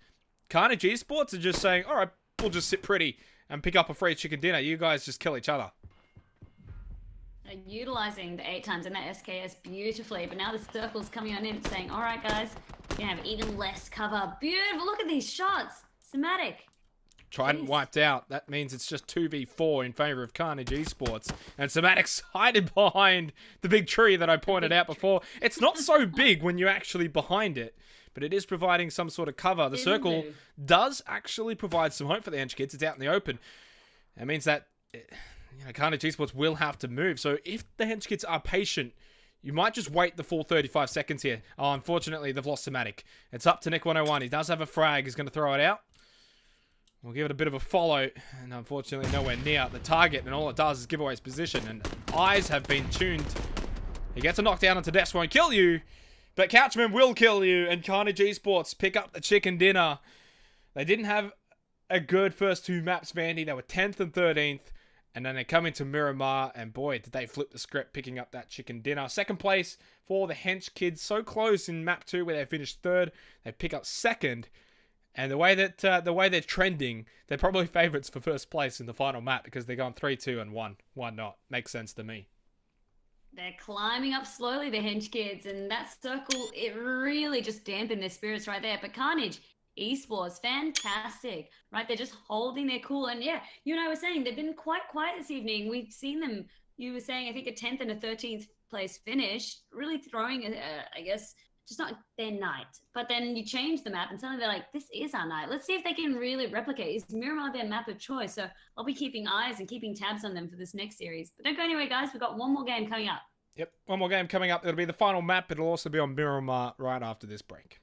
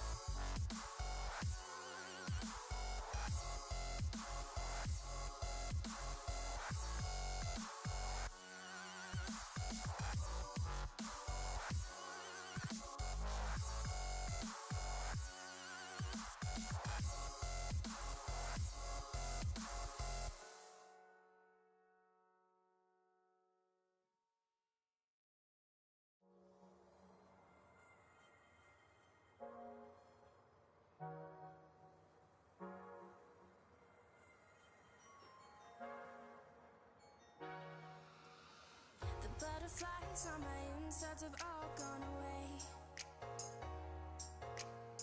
You're not along for the danger, but I'm here to stay. I fall even deeper in the lies, they don't keep me away. You wanna know my secrets, so you keep crashing into my waves. I don't have the patience for that, not okay with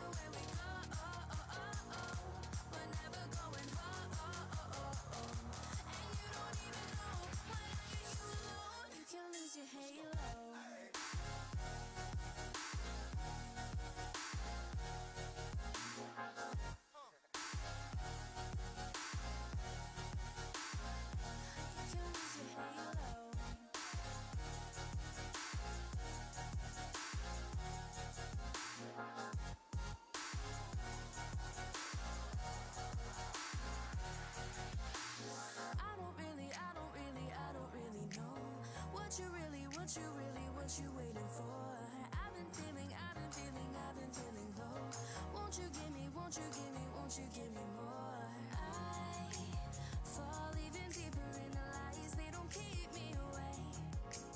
You wanna know my secrets, so you keep crashing into my waves. I don't have the patience for that, not okay with waiting for that. I don't know what's changed in my head. Let's go somewhere and never come back. Tonight we lose control. No matter where we go.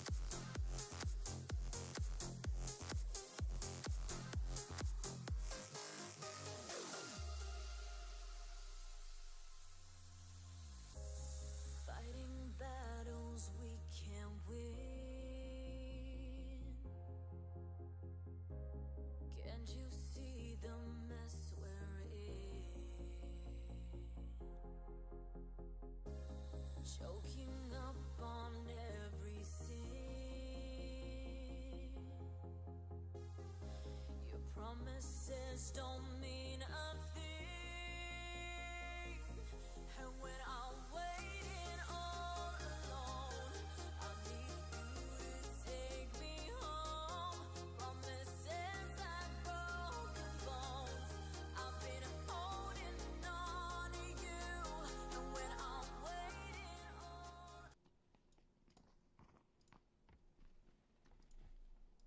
Welcome back, ladies and gentlemen, to the Esports Underground OCA Squad First Person Invite Season 1, Phase 1, Week 3. I get it right every time. I'm Xenox, and again, I'm joined by the lovely Vandy. Vandy, how are you? Fantabulous, hanging on in there. I think I'm getting down with a bit of a cold, but it's all right. The games are distracting me, so I'm more than happy to get taken away back to Miramar. You can't have a cold when the games are this hot, Vandy. They just warm you up. I love it. They've been amazing tonight. Double chicken dinner from Azure and then Carnage Esports on Miramar. They stood up, didn't they? Because they didn't have a great first two games. And then to come and get a chicken dinner really just changes the night for them and probably gives them a bit of confidence coming into this final map of the night. It does, Xenox, but as you also pointed out, there has been a team that has been consistently denied this evening, and that's the Hench Kids. Do you think this is going to be it? Is fourth time the charm? You know, at the end of the day, though, they came 8th in the first game, they came 3rd in the second game, and 2nd in the third game. It's going to be third time then. So, what that shows, though, is their consistency to finish high up. Yes, they haven't finished first, but they've been getting a lot of kills, and they've been placing high, which has given them, a very good amount of points here tonight. I mean, they're currently 2nd in terms of the overall night, only behind Azure. Actually, never mind. The score was just updated for Try Esports. Hedge Kids is now 3rd. But still, nonetheless, even though they haven't got the chicken dinner, top 3 placing tonight has been pretty good for them.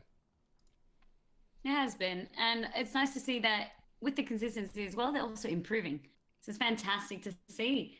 Now we've got the plane underway. This time we are heading in a different direction. We are going southeasterly. Well, yeah, it is pretty much dead center across the whole map, though. The circle is always a big factor. It's always something we always look out for, especially the first one. Where's it going to be? And it's really shown tonight in all of the games that we've played so far. We've had some pretty wacky circles.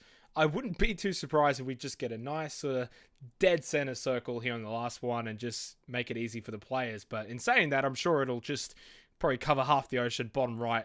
Just do it again. You're up for the wacky circles? You don't mind them at all? I like the wacky circles as an observer, as a spectator for, competitive PUBG. It makes it exciting and it makes things a little bit different, forces the players to play a little bit differently as well. Whereas when you get those sort of stock standard circles, dead center, around the, sort of high, loot areas, it does create a bit of a more standard game. And trying to see some fun PUBG action, I like the wacky circles. Fair enough. And in La Cabrera, so you're just zooming on in there, we have Trident very, very close to Team Immunity as well. So if Guns have picked up some early kills, could happen here. Unique already trying to take shots to Electric, who's driving on away. Yeah, they've left Biggie. Stranded. Biggie J's been left behind. Edge taking some shots onto Token Carnage.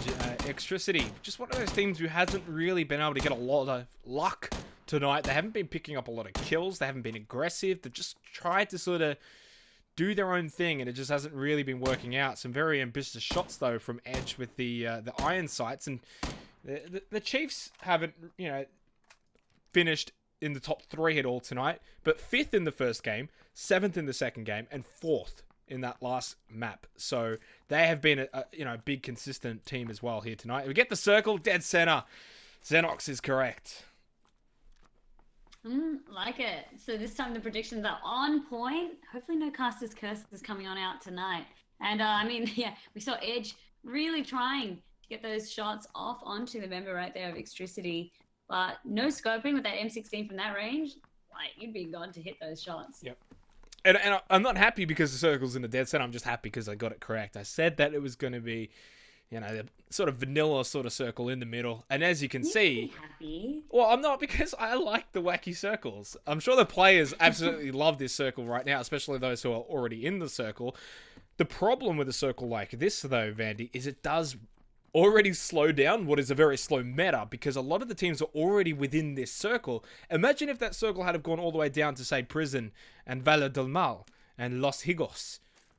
I just wanted to good old Los Higos. Exactly. That would have created some drama. That would have created That's my vacation spot. that would have created a little bit more excitement, because the players, there would have been no one in there. But either way, time for looting as well. Yeah. Either way, though, I'm sure we're going to have a great, exciting game, as we always do, and it's generally the end. Regardless where the circle is, Vandy, the end is always exciting. That's what makes PUBG, a very fun esport to watch, because the last couple of circles is where the action really happens. It's this beginning part where it's just a little bit slow, and especially in Australia. I have noticed in other regions it's a little bit quicker and a little bit more aggressive. But for Australia, for whatever reason, they're a little bit more slow. They just like to loot quickly, get to the center, hold the spot, and play patiently. It's more about, I guess, the placings as well that they want to try get. When you have to feel confident to take that firefight in the early game. Yes, you all have the assault rifles. Generally, after you've secured one, you're pretty much ready to go, as well as if you've got the basic kit of the vest, helmet, etc., ready, good to go. But, I mean, apart from, I guess, Azure, who are very, very confident in their shooting abilities, we've got a couple other teams as well. They generally want some sort of advantage, or they want to have some sort of intel before taking these fights instead of just running to another team, trying to shoot. That's also another reason why teams try to avoid other squads in terms of the cities. It's not so much about the RNG of who can get that gun first. It's more planned. We're going to fight when we both have assault rifles instead of like whoever gets the first shotgun lying on the floor. Yep. So it's pretty much calculated in that way. But as you said, it can be a bit of a slow meta for us at home to try and watch. Definitely can. There is a player who's not quite slow at the moment. That's Champs. He's got himself a motorbike, and he's looking to get this crate, and he's definitely going to get it. No one to contest him. It's always nervy, though, when you do come and buy it. Read it out quickly. M24 with a military vest, adrenaline syringe, 8x scope, and an extended quick draw for the AR. So, bountiful. That's your looting done already, essentially, Vandy, right there. Yeah, it's a fantastic word to describe it. Bountiful. Love it. Very, very descriptive, and just Chance as well. He'll be feeling good about that one. Let's see if he can get those kills. I mean, we saw a couple of M24s in play this evening, but no juicy headshots coming out of them. No real, action-packed moments. At least none that we've caught. No. Although, as you mentioned that, Nick 101, he's got on I Love Spaghetti in his sights. He does, or at least was able to land a few shots in an I Love Spaghetti, able to get himself over this hill. Interesting that he doesn't even bother to try and say, hold this rock and then sort of return fire onto Nick 101. He just wants to keep on running. Not even interested in fighting. That really does highlight, though, the meta. They're just not interested in fighting. Hench Kids, though, are a team that doesn't care about the meta. They are an aggressive team. They generally pick up a lot of kills. So far tonight, they've picked up 17 kills. Only 2 teams have actually had more kills than them, which is Triton Esports with 20, and of course, the Azure with 21. Yeah, and Nick, I mean, he's already been in just hot pursuit, just trying to get that kill. So already speaking volumes about that aggression. I love that as well. Both team members, they were like, nah, we'll just leave the party bus. It's rolling down there. Neither team's willing to try and get that bus, get in it. That's just how slow it can be, especially trying to get up a hill. It's just not worth the extra seconds. Generally, if you see that vehicle and it's been abandoned, you're like, this is great. I can chase you down with it. Best case scenario, run you over with it. It's the party bus there. Everyone's like, gonna pass on that one. Oh. I Love Spaghetti's jam teammates, though, are more towards Al-Azhar, a bit of a distance away, and he's got himself into a bit of a pickle here because he's got the hench kids all around him. And as you need those shots, that's Nick 101. He's got one more shot in him, and if he gets the knockdown, that's the end of I Love Spaghetti. He has spotted him, though, so this pursuit has helped. But it's almost, need to make sure as well, it's very exciting to try and chase for the kill. Make sure that you don't get too blindsided by it, because also always could be other squads around. I mean, at the moment there aren't, so it works in their favor, but just always need to be careful. Because soon as well, going to try and cut off I Love Spaghetti. Yep, I Love Spaghetti still taking some damage, though. Shots fired this time from Cossie. And just popping around the corner. I'll say goodnight for you, I Love Spaghetti. You're going nine-eyes. Sleepy time. He's very well done. He's just going to get... oh, there you go. He's just dropping his loot. Nicely. Nicely in a line for Kassoon, and having a bit of a moment there. So there was actually a death. that also occurred just before this knockdown on Tyler Spaghetti as he finally gets put out of his misery. Didn't quite catch who it was, though. So I apologize. See if we can spot who maybe a team is that has... I wonder if it was... Who's down a member? Yeah. Possibly maybe DZ Research. The shots now actually Proficient gets knocked down. F7 firing squad will eliminate Proficient. I think it might be DZ Research because there's only Cedrix and Ludatio alive at the moment for them. So that's only the 2 members. So maybe they lost one there. But Blizzone will start to make its way in now.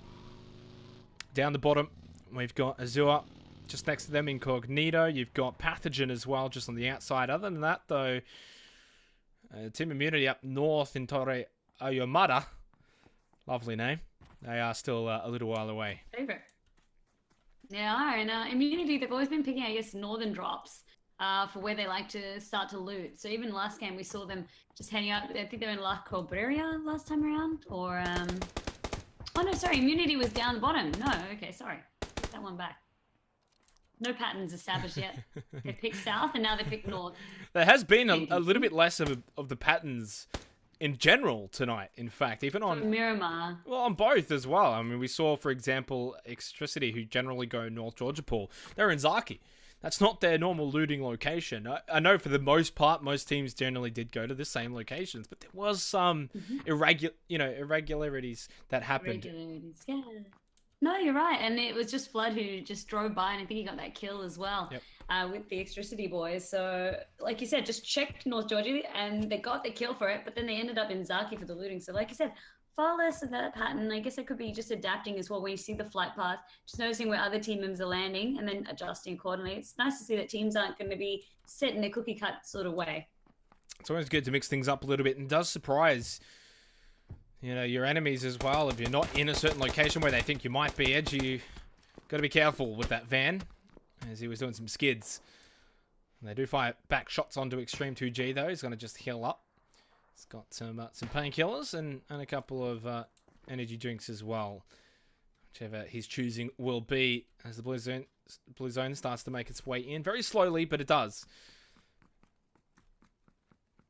Kind of edge on in. This is now going to push teams to the center of the circle. I mean, that circle is already quite centered, so it just means that any outlier teams just get forced to start to play in. So there was a big shot there from Valkyrie of Greyhound Gaming. Was able to get the knockdown onto critical motion of the Chiefs.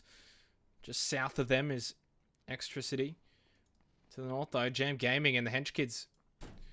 They've had a bit of a rivalry tonight. They've been in a few battles together, although I guess you could say that for almost every team with the Hench Kids, because they've just been about everywhere. They're a team that likes to move around. They won't sort of sit in the same location. They'll get to the center, and then they'll adjust to the next circle and move on.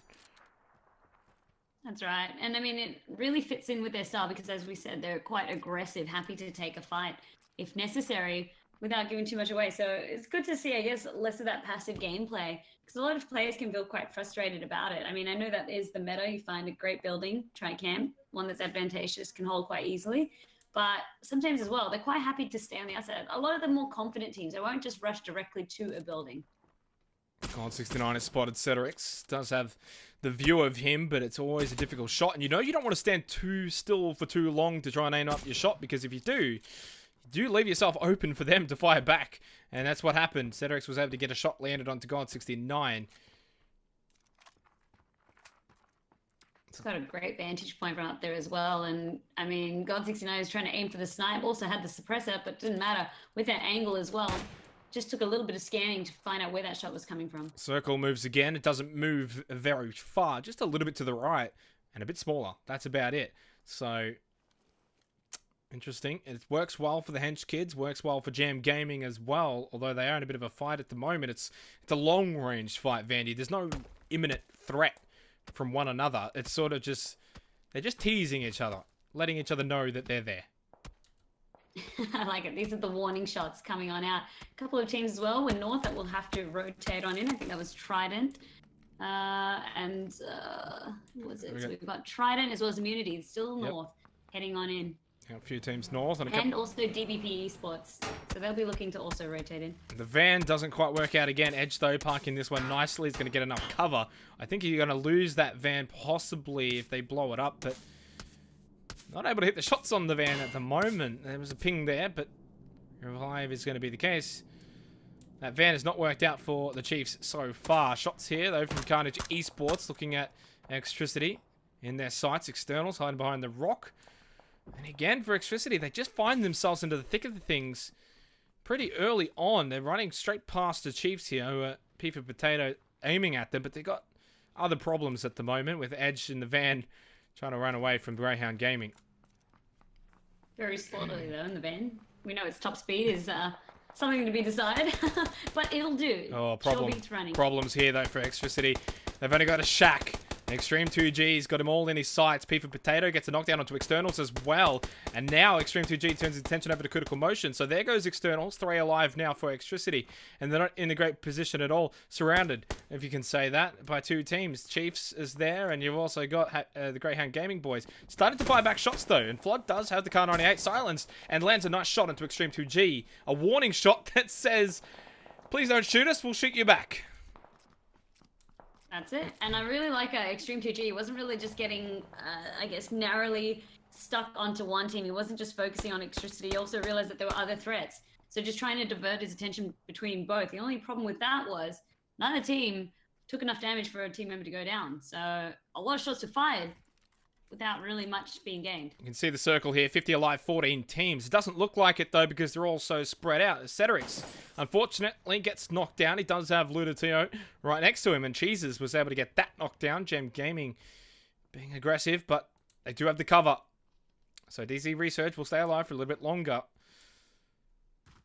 So, a lot of players still alive, a lot of teams sort of, you know, wounded, I guess you could say. 2 or 3 members remaining, Vandy.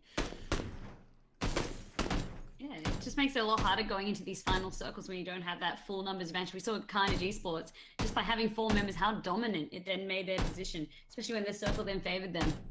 Yep. So don't want to be losing any team members. We're not necessary, but Critical Motion, he is taking shots from left, right, and center, trying to heal on up.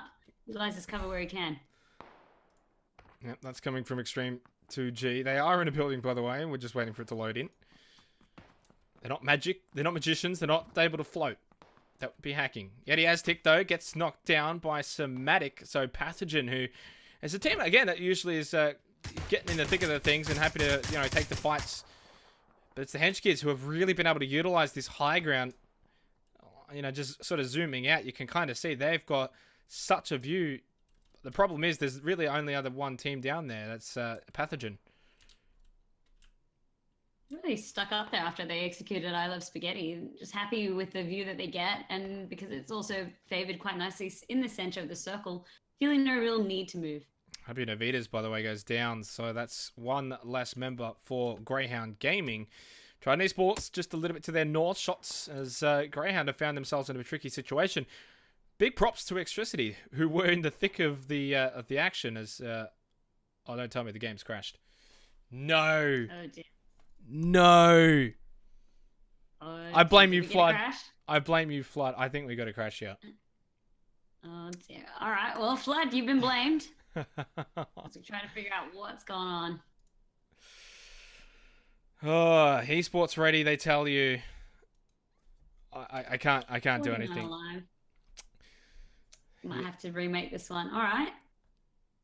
Sit tight with us, guys. We'll just figure this one out. This is the first time this has happened, so I'm assuming, Vandy, you might know this more than me, but does that just close the entire server? It does, generally speaking, Right. yeah. So we will just double check. We'll get the whispers. We'll see what happens. Yeah. Might need to have a break, Yeah, but we're just waiting to see. Yeah, I'm going The to... rest of the players have lost. Yeah, I'm going to message the admin. We're going to go to a quick break. Unfortunately, these things can happen, and of course, it just had to happen on the very last map of the night, halfway through. I do apologize. Yeah, just, I don't know, just stopped. It just didn't want to keep moving. We'll go to a quick break, and we'll be back, and we'll have an update shortly.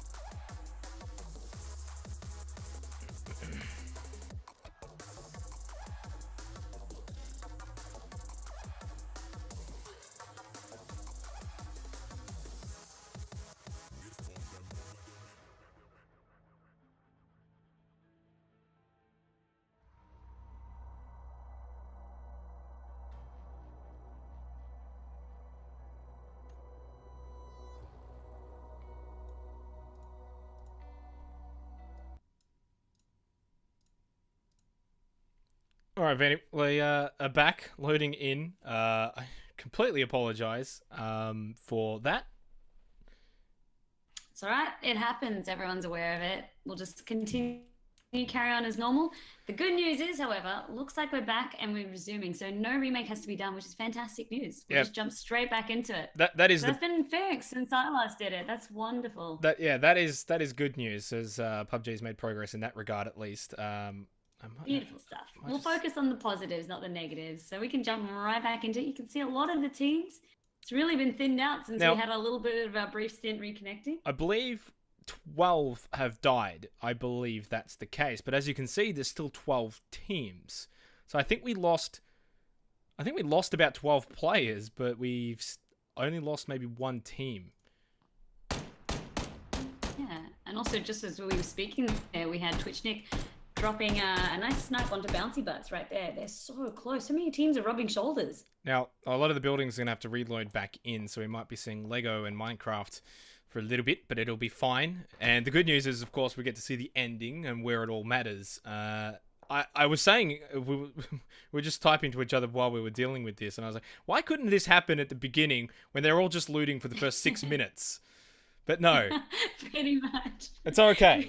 It's always got to happen at the mid or late when it's the most exciting little bits. Well, but we had it crash, unfortunately, on the very last kill last week, which caused a lot of havoc because I didn't get the screenshots. But such is. This was interesting, but we'll move past it. Let's move on. 12 teams, 35 alive, and just to give it an overview again of the circle, it has become quite dense. It's a very very packed circle now. Electric taking shots onto Hazzy.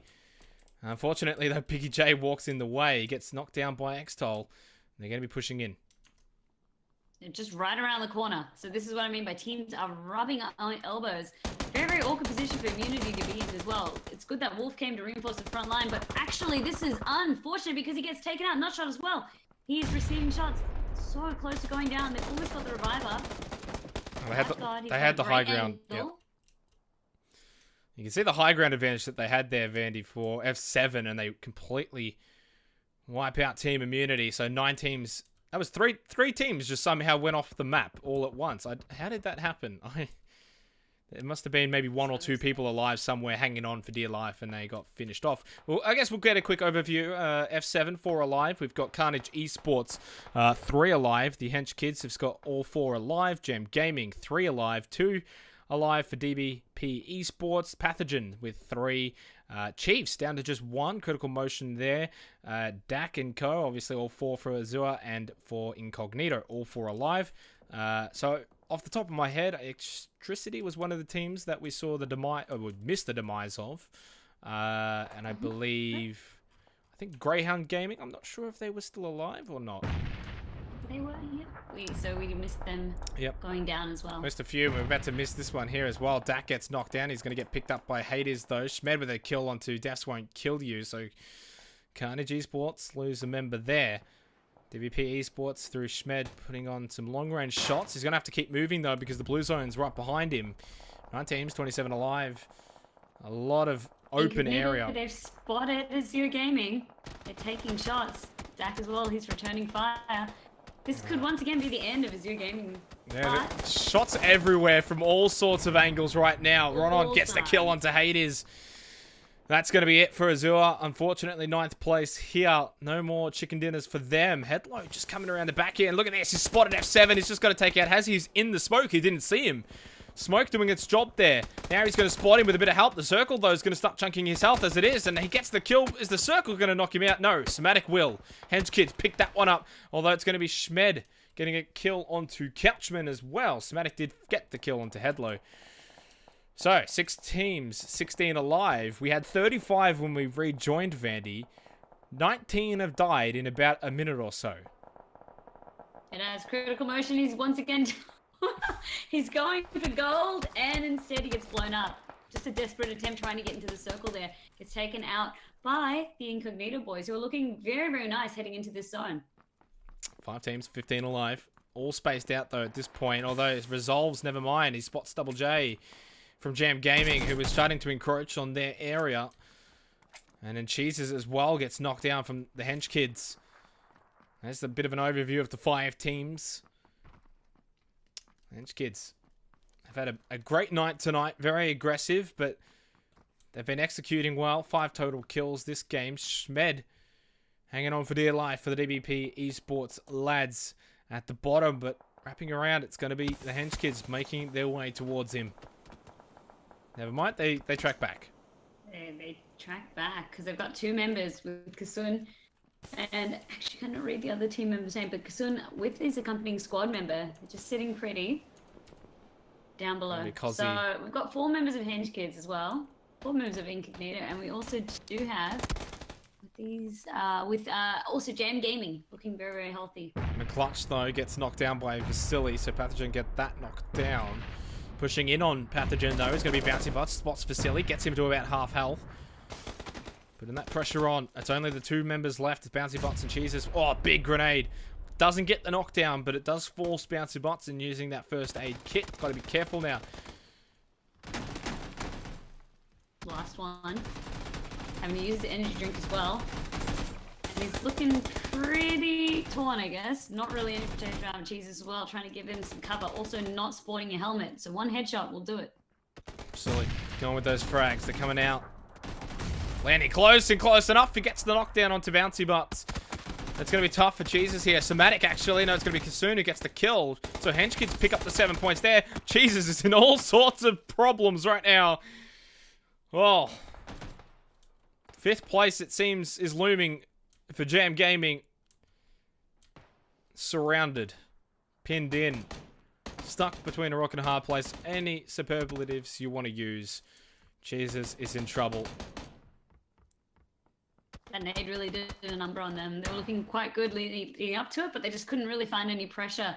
It was just the houses just providing too much cover from the windows as well. And then that nade to finish off Bouncy Butts just weakening out the squad now. So Jesus just holding on for dear life. Circle moves again. It's centered. Perfect for Hench Kids, but it's also pretty decent as well for Incognito, who are just below them, really. They are very close to each other. This is all working out for Schmed at the moment. He's completely by himself out of the action. Jesus, though, is single by himself, but he is in the thick of the action with Pathogen.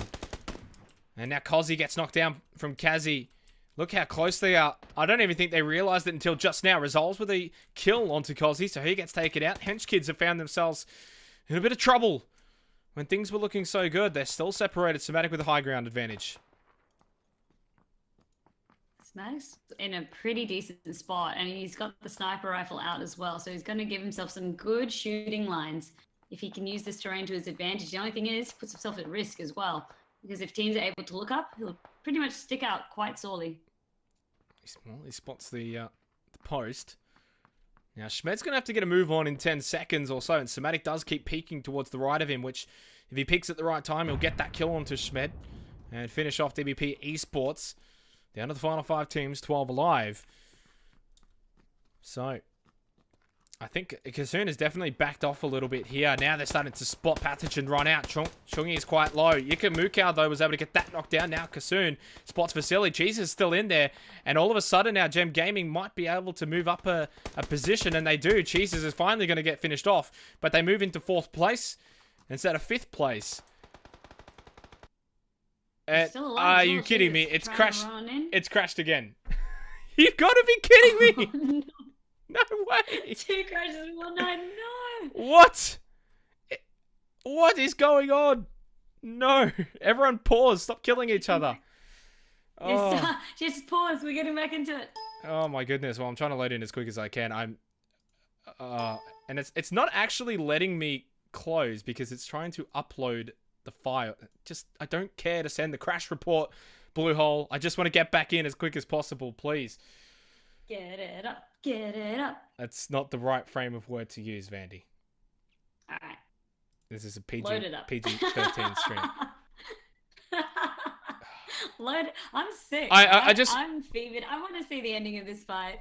We're not going anywhere. There's no break. We are loading straight back in. Roll the clip. But roll the clip. I just want to apologize. Completely out of my hands. I can't do anything. I went to click on a player to go to their first person view and it's just like, nope. No. See ya. You're out. Get out of here. Don't look at him. Last time it was Flood. Who was the? This was Cheeses. Now this time. Jesus. I wonder if it was anything to do with the fact that as I clicked on him, he died, and possibly that might have been a reason for the crash. I don't know. I really don't. You and I, we could be speculating well into the night what caused it. I mean, that crash report had the details. We're just going to load into it. I'm just hoping we can Hopefully get. teams are holding on. All I again. That's the end. I apologize, but all I want is this screenshot so we can get the bloody screenshot. Frustrated beyond belief, as much as you guys, I'm sure, are. Anyway, we get the ending. Do we please get the ending? We do. No more crashes. It's a 3v1. Schmed has held on, and it's going to be Incognito with the 3v1 advantage. So not really an amazing finish, Vandy, but we get to the end, hopefully. I'm not clicking anything, by the way. Schmed is still alive. I'm not clicking anything. I'm not clicking on anyone. No worries. We're just going... This 3v1 Incognito. Can they finally get the win? They have to. They've got the numbers advantage. Well, surely, I really want to click on Schmed, but I'm not risking it. We need to get this scoreboard. I'm just going to fly behind him. Schmed, unfortunately, he's got two areas being covered. Yukamukau and Ronon both have got him covered. There he goes. Falls down to the ground. We get the scoreboard. Thank God. And again... You get the picture finish. At least something went right in the end. Congratulations to Incognito after the rockiest of starts. Erangel dropping with 3 members. We had Twitch for clutch pretty much in the middle of nowhere. That was an interesting one, but they managed to pull a chicken dinner. Now we're not gonna close things out just yet. We're gonna go over probably these top 5 teams because we sort of want to recap things a little bit. I'm just gonna keep apologizing because it's just so frustrating when things happen for me, but it's also frustrating for you guys. Yeah, out of my control. I can't do anything. It just crashed out of nowhere. Ronon with 6 kills, Yukamukau with 3, and McClutch with 2. Very good performance from Incognito, who, you know, we're a little bit up and down tonight. 3rd place on the first map, then 10th and 9th, and now they get the chicken dinner to close things out. 2nd place, you know, Schmed picks up 2 kills and Spaggy picks up 1. You know, not a lot of kills, but Schmed holding on for DBP Esports for, if I remember correctly, about 8 or so places from when the rest of his team fell. Well, they were fifth, and then... Yeah. Oh, no, 8, yeah. Well, it was something around there. To hold on. Yeah, he was able to hold on, make his way. Hench Kids, again, a lot of actions. They don't get the chicken dinner. 4 kills from Kasoon, 2 from Nick on 1, Somatic with 2, and Cozzy with 1.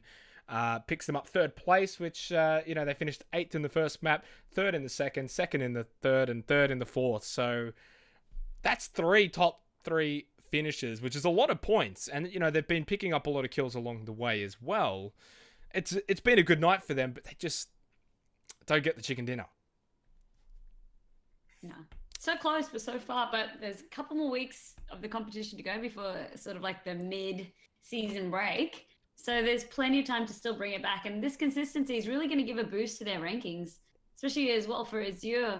At the beginning, they'll also get a boost to their rankings. They're currently in that top position that all teams have their eyes on. But Azure, those first 2 games, it's going to give a massive lead. Jam Gaming in 4th place with 0 kills, which is incredible considering they were in quite a lot of firefights. They just didn't pick up a single kill. They still managed 4th though, which was their best placing on the night. They finished 9th in the first map, 14th in the second, which was a very poor performance, 6th in the last map. So definitely better on Miramar from Jam Gaming. Pathogen picking up just the 2 kills through resolves. Bit of a fluctuating night, 11th, 5th, 7th, and 5th. We go to Chiefs, just the 4 kills in total. They finished 6th there. And, you know, they'd actually 5th, 7th, 4th, and 6th. They had a pretty good night as well. We'll be here all night if I go through every single team.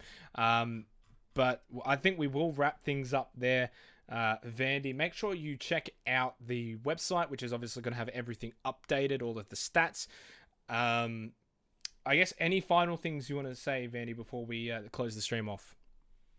No, it was just a fantastic night. Apart from, I mean, some issues that are out of our hands. But thank you guys all for your support. Thanks for watching tonight. Hope it was enjoyable. It was enjoyable for us.